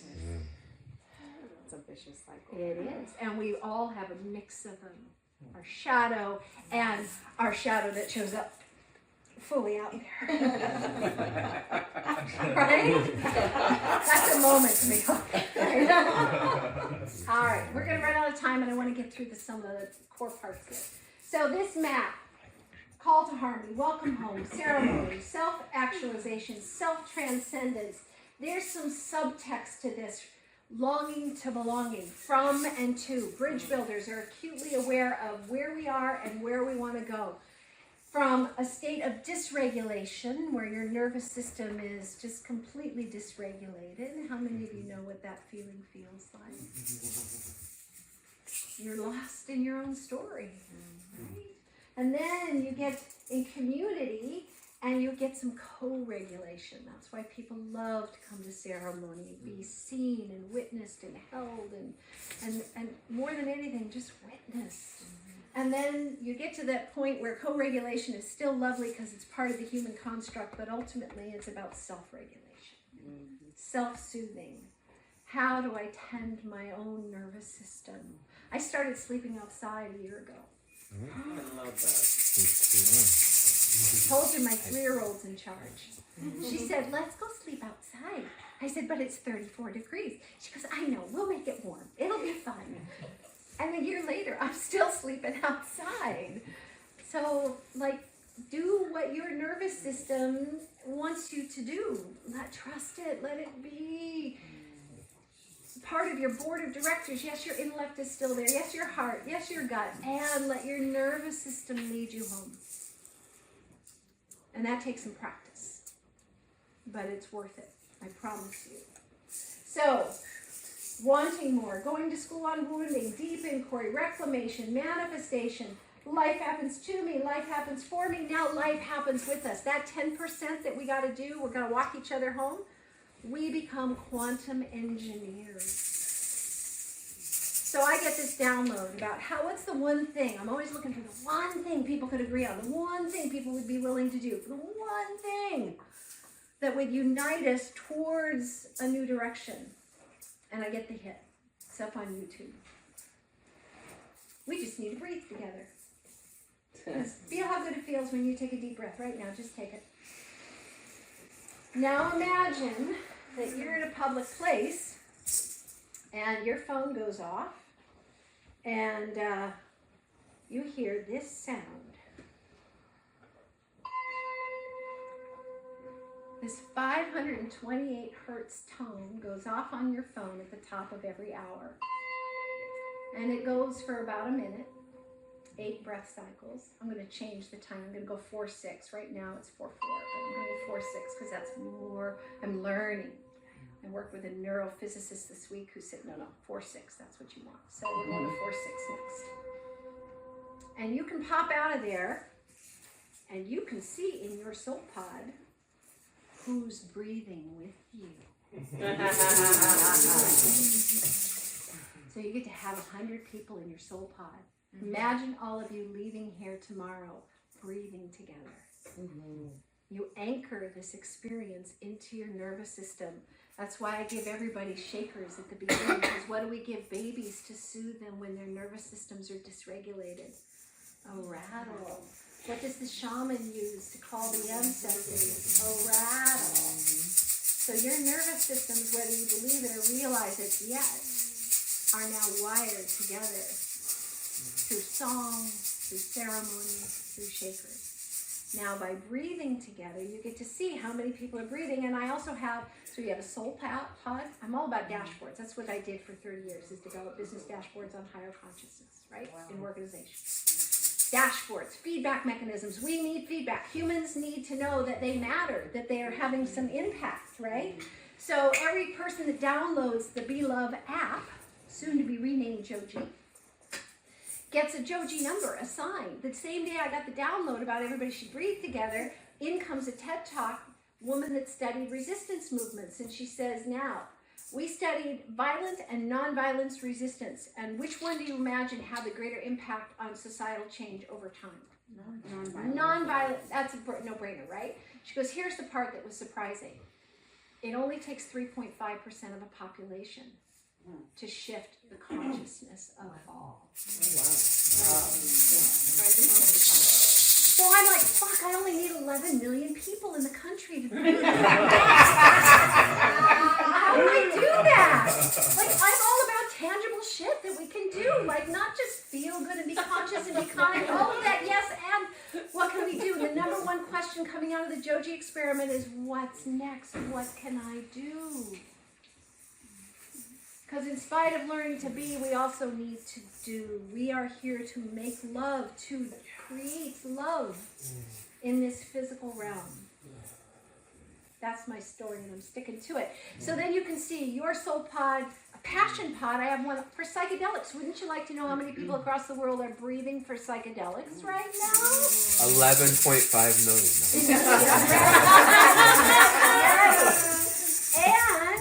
And then you have a global, and you can see where they're breathing from. What if we got Ukraine on board with this, and they were breathing with millions of us?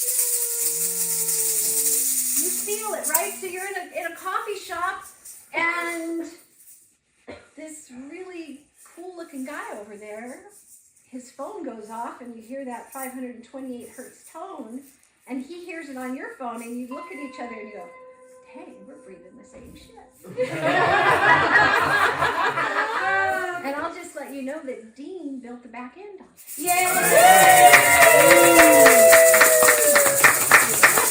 And the guy over there, his phone goes off too, because he's the guy that built the whole front end. And the gal over there helped with all the UI. And so we have version 1 of the Be Love app. Like, shit can happen if you ask for help. Right? I have 650 people now breathing with me. Now that's not very many, and it feels like a long haul, but there will come a tipping point. There will come a moment of critical mass where we begin to believe in the power of our own breath to change everything around us. Dr. Emoto studied water. He said water has memory. What comes out of you when you breathe?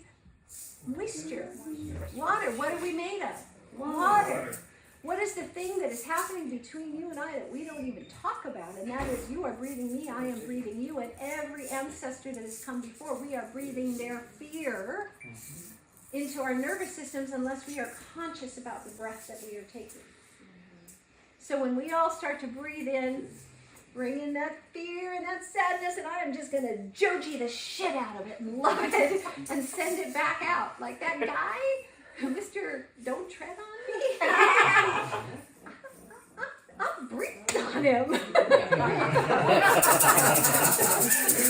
He'll never be the same again. He'll never be the same again. So we got this thing happening, and at the same time, notice what's coming up in science. All of these beautiful articles. I have a thing on Facebook called The Healing Conversation. I post shit like this all day long because I want people to realize science is catching up with what our energetic spirits have known all along. That our brains are quantum computers, that we build structures in 11 dimensions in our brain. In Dr. Hawkins' map, that's a multi-dimensional framework that we're operating in. Whether you agree with all of his words or not, it doesn't matter. Can you get to the idea that there is a framework, there is a matrix, there is a code, as Jason Silva says, that we are operating from. And it is a source code of love that has been corrupted by a malware of fear. And the cure for that is consciousness. So here we are in this incredible vortex of energy. If Dr. Hawkins' map is to be taken literally, there is a negative bias when you are below 200 and a positive bias when you are above 200. And he says the difference is the power of love.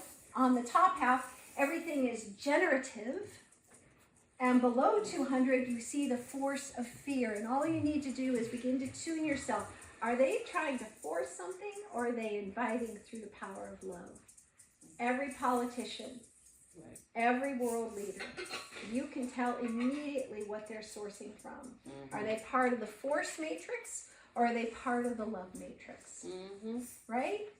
So, everything below is consumptive, everything above is generative, everything below is polarizing and black and white, good, bad, evil, fuck evil. I did that load for 36 years. Evil is just a terrible, terrible notion that somebody would choose to live so deep in that shadow. I just don't believe that's possible. I just think the wounding is so great. It's what they're left with. So everything above 200 is nuanced. It's complex. It's spectrumy.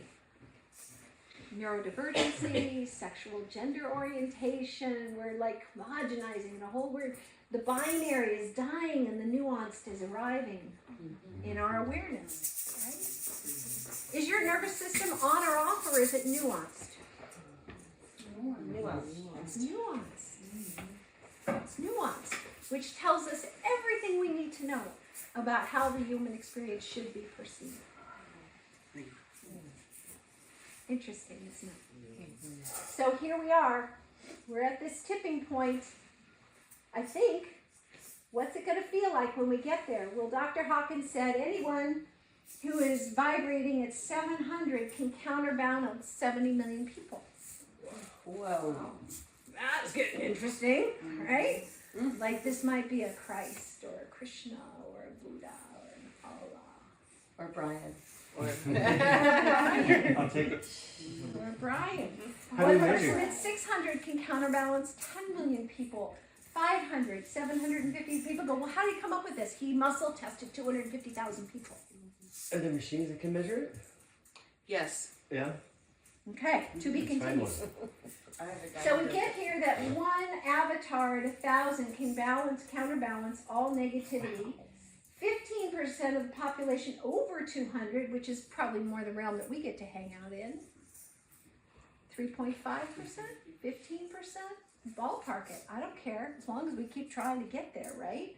Counterbalances the other 85% under 200. So this is all really interesting. So I asked my groups, what's this tipping point going to feel like? One really cute guy says, they'll be singing. There'll be so much singing. There'll be singing. There'll be kindness. There'll be understanding. There'll be respect. Reverence and appreciation and grace. Like we know what heaven on earth feels like. We even have words for it. We are morphogenerative beings. There is a morphogenic field, a quantum field all around us at all times. And how you hold the space in that field shifts the field around you. Oh, you're a brave soul. Come on in. Come on in. Come. Thank you. So what's it going to feel like? What's the tipping point going to feel like? Come on in. Joy. Love. Right before you go down the roller coaster. Right before you go. Say more, John. It's a rush of love. It's a rush? Yeah, and it's a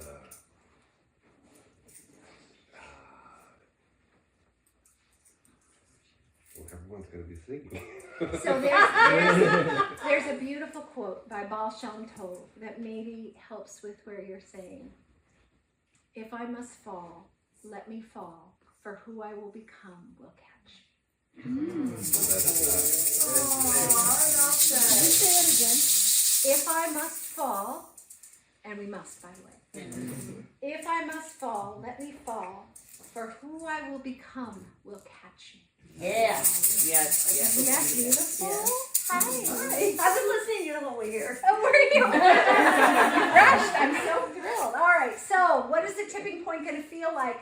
I'm beginning to build this in my office, and my daughter, who is 40 years old, comes in. She goes, "What are you working on, Mom?" And I go, "Don't ask." And she goes, "It's a big one, right?" And another big one. Kind of can't overwhelm my kids. Like, they only see me as mom. They don't see me doing this so much. But my oldest, she's right there with me. And I'm describing Dr. Hawkins' map, and I have a big Velcro board with all the words that I didn't bring to this gathering because the room's got to be just right to use it. And I said, you know, Mayor, I think what I'm trying to get to is how to show people that this sense that we have to ascend, and we have to strive, and that we have to be diligent, and it's hard work, and we even call it the work. Are you in the work? What's the work? Language. She goes, what if? And she did exactly what I was about to do. She turned the whole map on its side. And she goes, what if it's inevitable? That there's no striving, that there's no work. There's just you continually closing the gap between knowing better and doing better. That's all I'm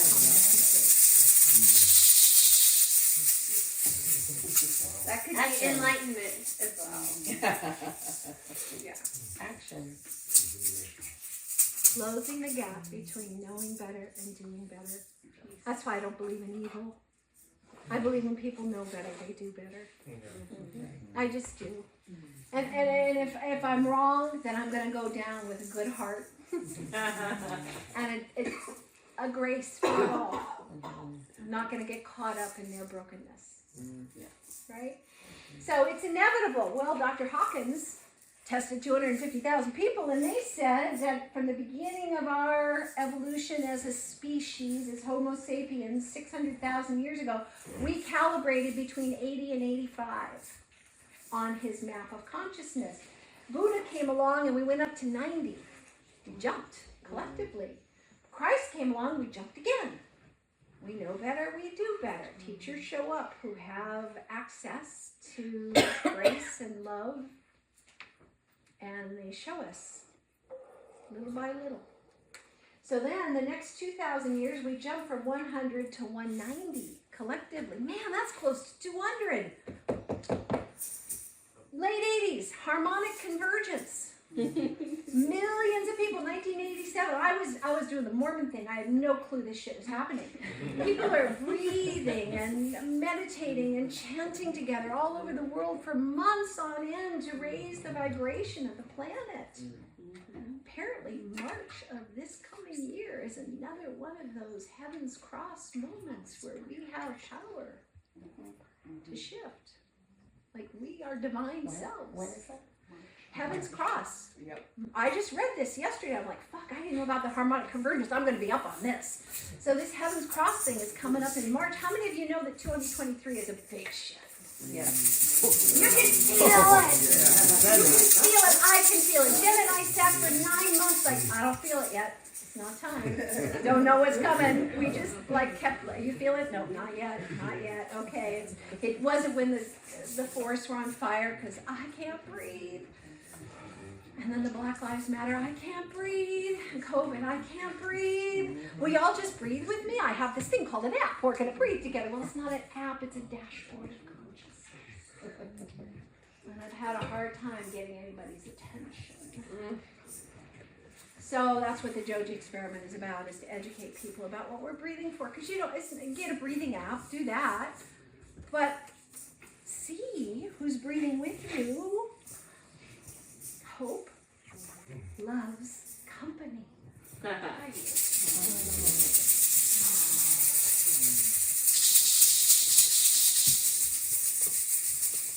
here to walk each other through that last 10%, the hardest part.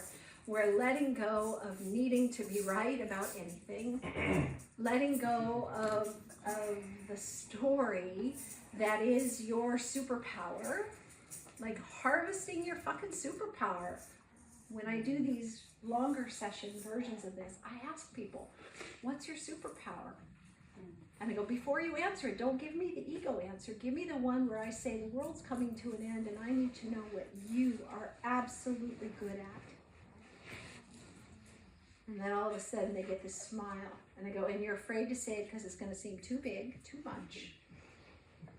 It's the part of you that got squelched as a child. Your superpower is your light, your gift, your unique lens of perception on how to navigate the human experience. And so we're at it, guys. 2006, 51% of the United States calibrates above 200. Whatever you thought it was going to feel like, it's going to be joyful, there's going to be singing. No, it's what it is right now. It's very fucking messy. I'm more at peace in my life than I've ever been, and the world has never been more unpeaceful in my lifetime. Best of times, worst of times. This is what it's going to feel like. And so I ask people, 2022, where do you think we are? And people write it down. I think we're at 240. Remember, 250 is where we, like the tipping point, like there's no turning back. There really is no turning back now, but it's messy. And this collective choice, this collective consent to the human experience is what's on the table for us. And I kept hearing this song about the prophecy and what's coming. I was like, no, I want joy now. I want it right now. Do you know Jacob Collier? Yeah, that was really good. What JOJI sounds like. I want you to take it in.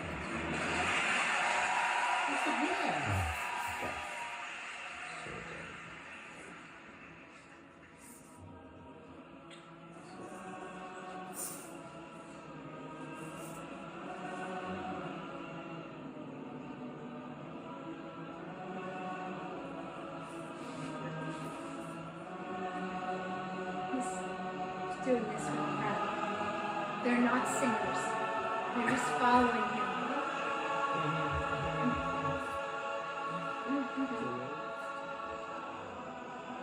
He's coaxing it.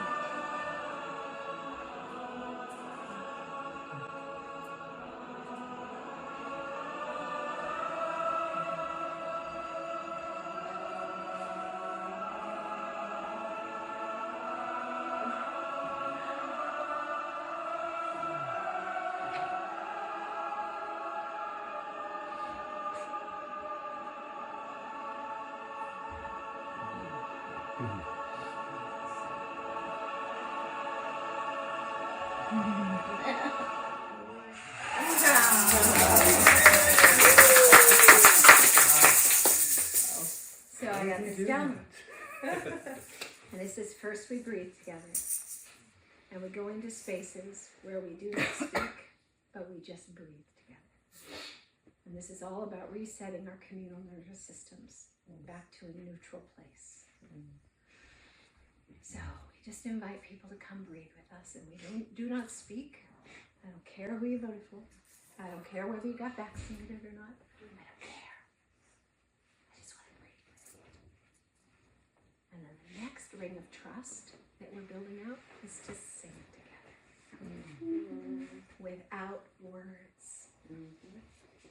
So when I saw this video, I was like, yes, this is it. This is feeling the joy of joining in, remembering that we are at our best when we are one, when we are balanced between individual voice and the collective song of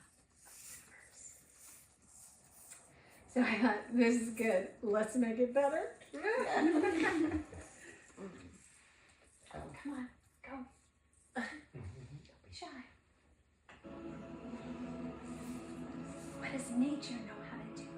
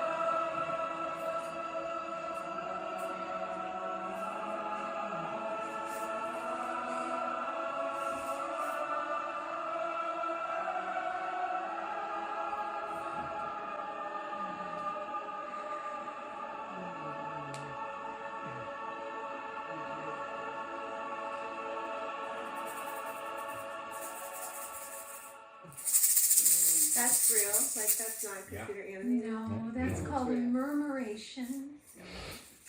And it happens when birds, flock birds, typically Midwest is full of this. Geese and ducks.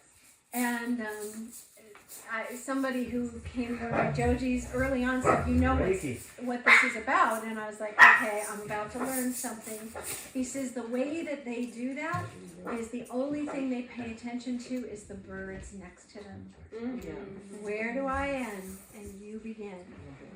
And then they just flow, and the wind and the collective moves them. Spirit of carnage. We are a murmuration waiting to happen. Yes. The things that we think are going to feel impossible, food, shelter, water, energy, all the things that are necessary for a thriving human infrastructure, that are generative, not consumptive, that lift us rather than drag us. Like I think about the birds and how we're lifted up. How cute, Pie. Oh my goodness, right? We are a choice point away. A collective choice point away from this. I watch this 2 or 3 times a day. And that's where I find the innocence in myself and others to keep going with this. It's that feedback you were talking about. Yeah. That we all desire. Yeah. We are on an imaginal quest. You need only look in your own life to know a from and to-ness of possibilities. We lose hope when we don't see possibility anymore. And that's why we have to hold each other's hands, go arm in arm, and walk through this dark night of the soul together. There are a lot of people that feel really hopeless right now. There's a book, NPR, I didn't hear it, but somebody called me immediately and said, pandemic, the inner pandemic, it's a conversation now. Another one was a loneliness. This is a New York Times article just yesterday, that we're having a pandemic of loneliness. Like all of this, truth will become lies, will become truth. It's in service to bring us in there again. So know who is with you on the journey.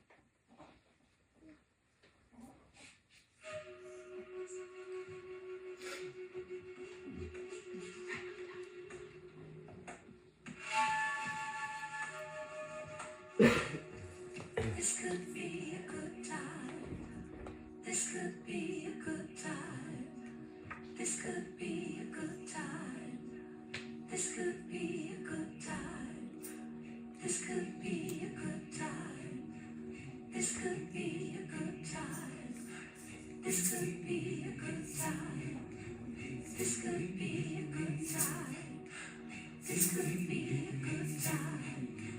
This could be a good time. You have been telling the people that this is the 11th hour. Now you must go back and tell the people that this is the hour. And there are things to be considered. Where are you living?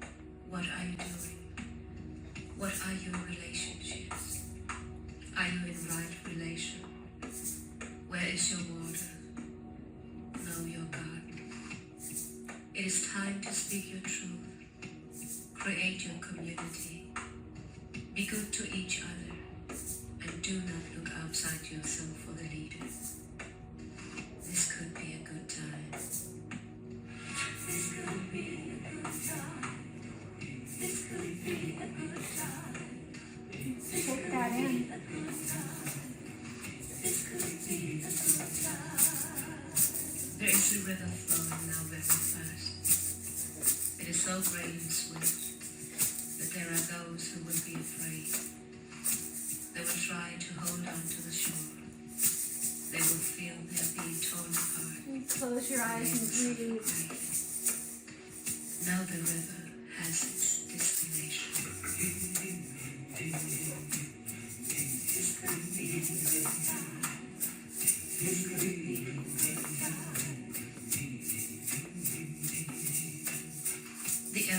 say we must let go of the shore, push on into the middle of the river, keep our eyes open and our Open your heads eyes and look around you. see who is in there with you and celebrate. At this time in history, we are to take nothing personally, least of all ourselves. For the moment that we do, our spiritual growth and journey comes to a halt. The time of the lone wolf is over. Gather yourselves. Banish the word struggle from your attitude and your vocabulary. All that we do now must be done in a sacred manner and in celebration. We are the ones we've been waiting for. This could be a good time. This could be a good time. This could be a good time. It could be. Who wants to go with that plan? Who decides? We did. What do you believe? This could be a good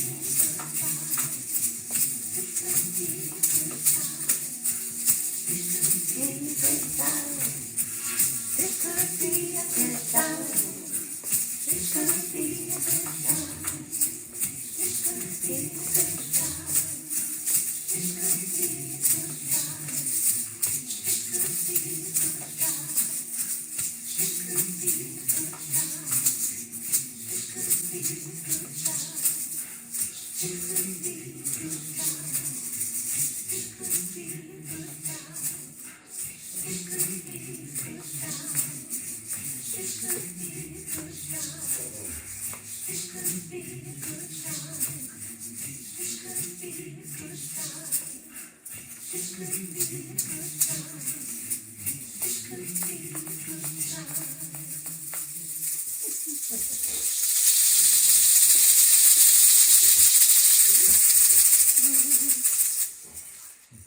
So what is it to be hopeful and not optimistic? Oh, this was a big distinction for me.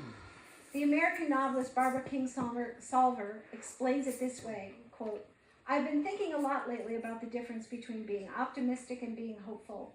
I would say that I'm a hopeful person, although not necessarily optimistic. Here's how I would describe it. The pessimist would say, it's going to be a terrible winter. We're all going to die. The optimist would say, oh, it'll be all right. I don't think it'll be that bad. The hopeful person would say, maybe someone will still be alive in February, so I'm going to put some potatoes in the root cellar just in case. Hope is a mode of resistance, a gift I can try to cultivate.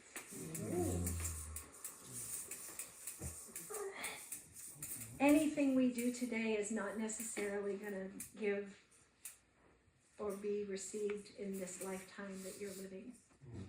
Everything I'm about is soothing the nervous systems of our children. Imagine children watching their parents slow down to take a breath together. So I did a JOJI Experiment 2 weeks ago, and my friend Kalyani brought her daughter. And I ran into Kalyani and her daughter the other day, and she goes, I have so many questions for you. She's 20. I said, yes, I love this. What are your questions? She goes, all right, so this breathing thing, why do you think that's true? And I said, I don't know if it's going to be true or not, but if you can think of a better way to get people to do something, one thing, to demonstrate that they would like to have a different existence than what we have now, what would you come up with? Because I'll follow your plan if you've got a better one. She goes, I don't have a better plan. And I said, this is a pay it forward moment for all of us. Love it forward. Love it forward. I have a friend who's trying to turn all this JOJI stuff into a game, and they want to have tokens in it, and I go, they're called lifts, love it forward tokens. We lift each other up. Right? I want a video game where everybody wins. Use your creative brain on that rather than how to beat or kill. So I have a question. Yes, ma'am. How does that reach, say, the Taliban? How does that reach? So now you're Big going into the point. skepticism, pessimism cycle. I know. No, I'm curious. I know. Curious. So what do you think would happen if millions of people were slowing down to take a breath together? There would be people initially go, I'm not taking that love breath. What are they doing? Why are they doing that? All they're doing is breathing together.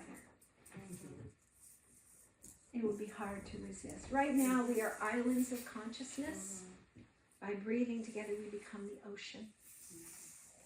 And we surround those islands of fear just like you would with a small child who's Right. completely dysregulated. You just wrap love around them. You don't have to confront. We don't have to change anything. We just have to show up collectively in service to love. It's going to take 3 generations to clean up the mess on aisle 3. I recently didn't think I'd ever do this. My ex-husband has watched 3 of our adult children completely shift their lives, take full responsibility for their lives. Something he had yet to do.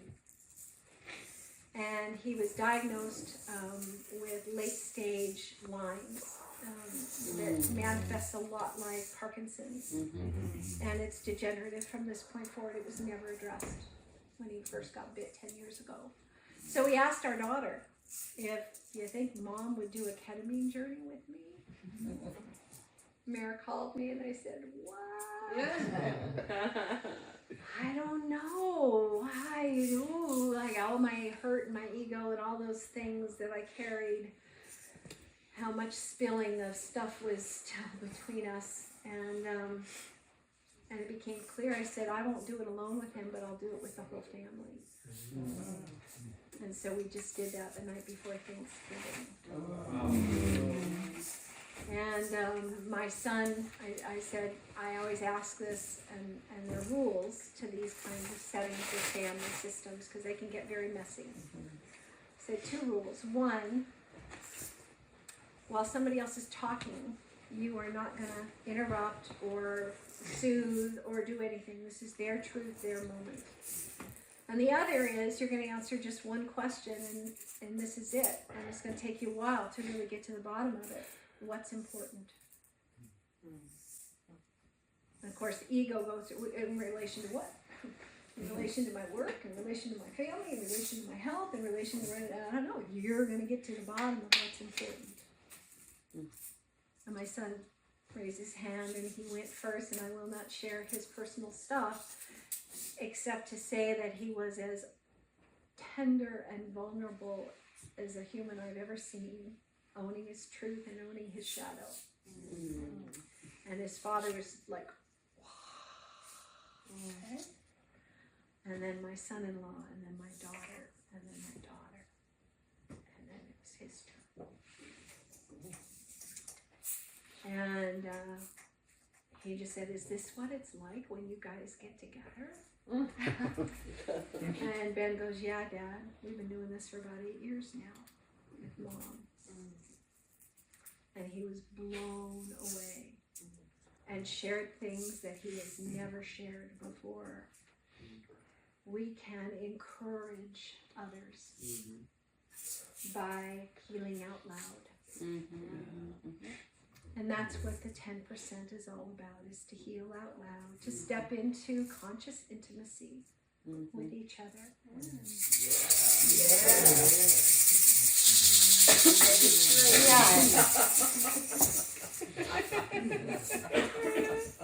So I'm going to do a quick wrap up here. A couple words, 1 or 2, just speak them Quaker style. What has jumped into your belly that will not leave? What truth has held your imagination today?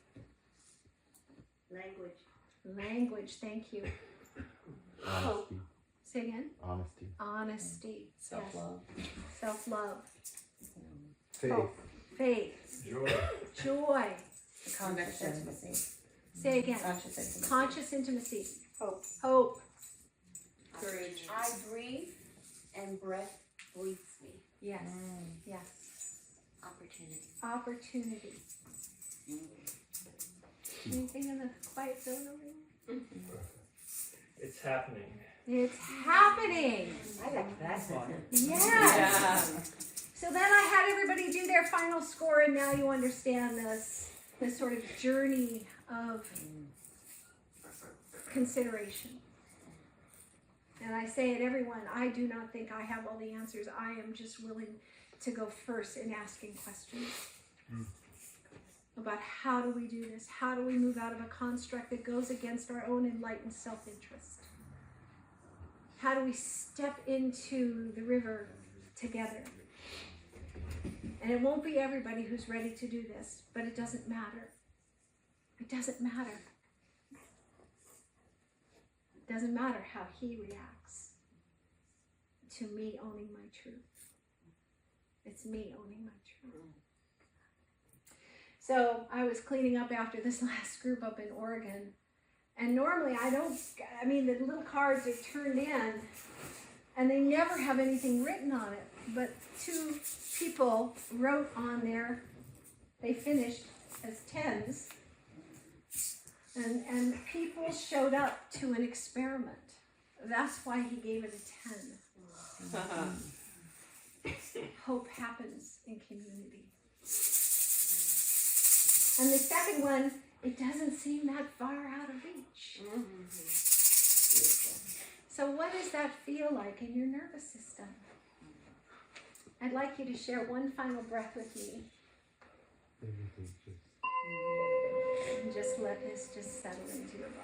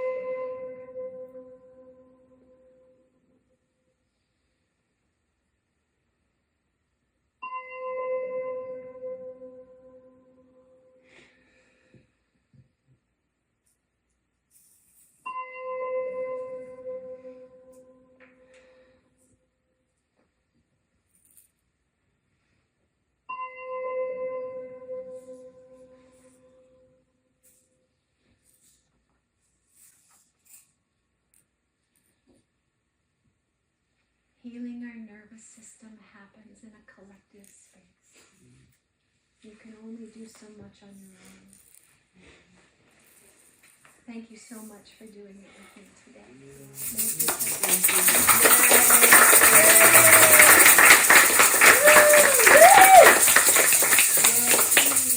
Thank you. Thank you. Thank you. So, a moment. I have a little nonprofit called Of One Breath, and I welcome donations. So if you're in a position to support me for gas, I don't charge to come and do this for groups. I ask for donations because as soon as the donations stop, then I'll know that nobody wants me to do this anymore. And as long as they keep coming, I will keep going. Okay. Thank you all so much for giving me this chance to be with you today, and I will be here through the evening. So if you want to get on the app and breathe with me, I'll show you how. All right?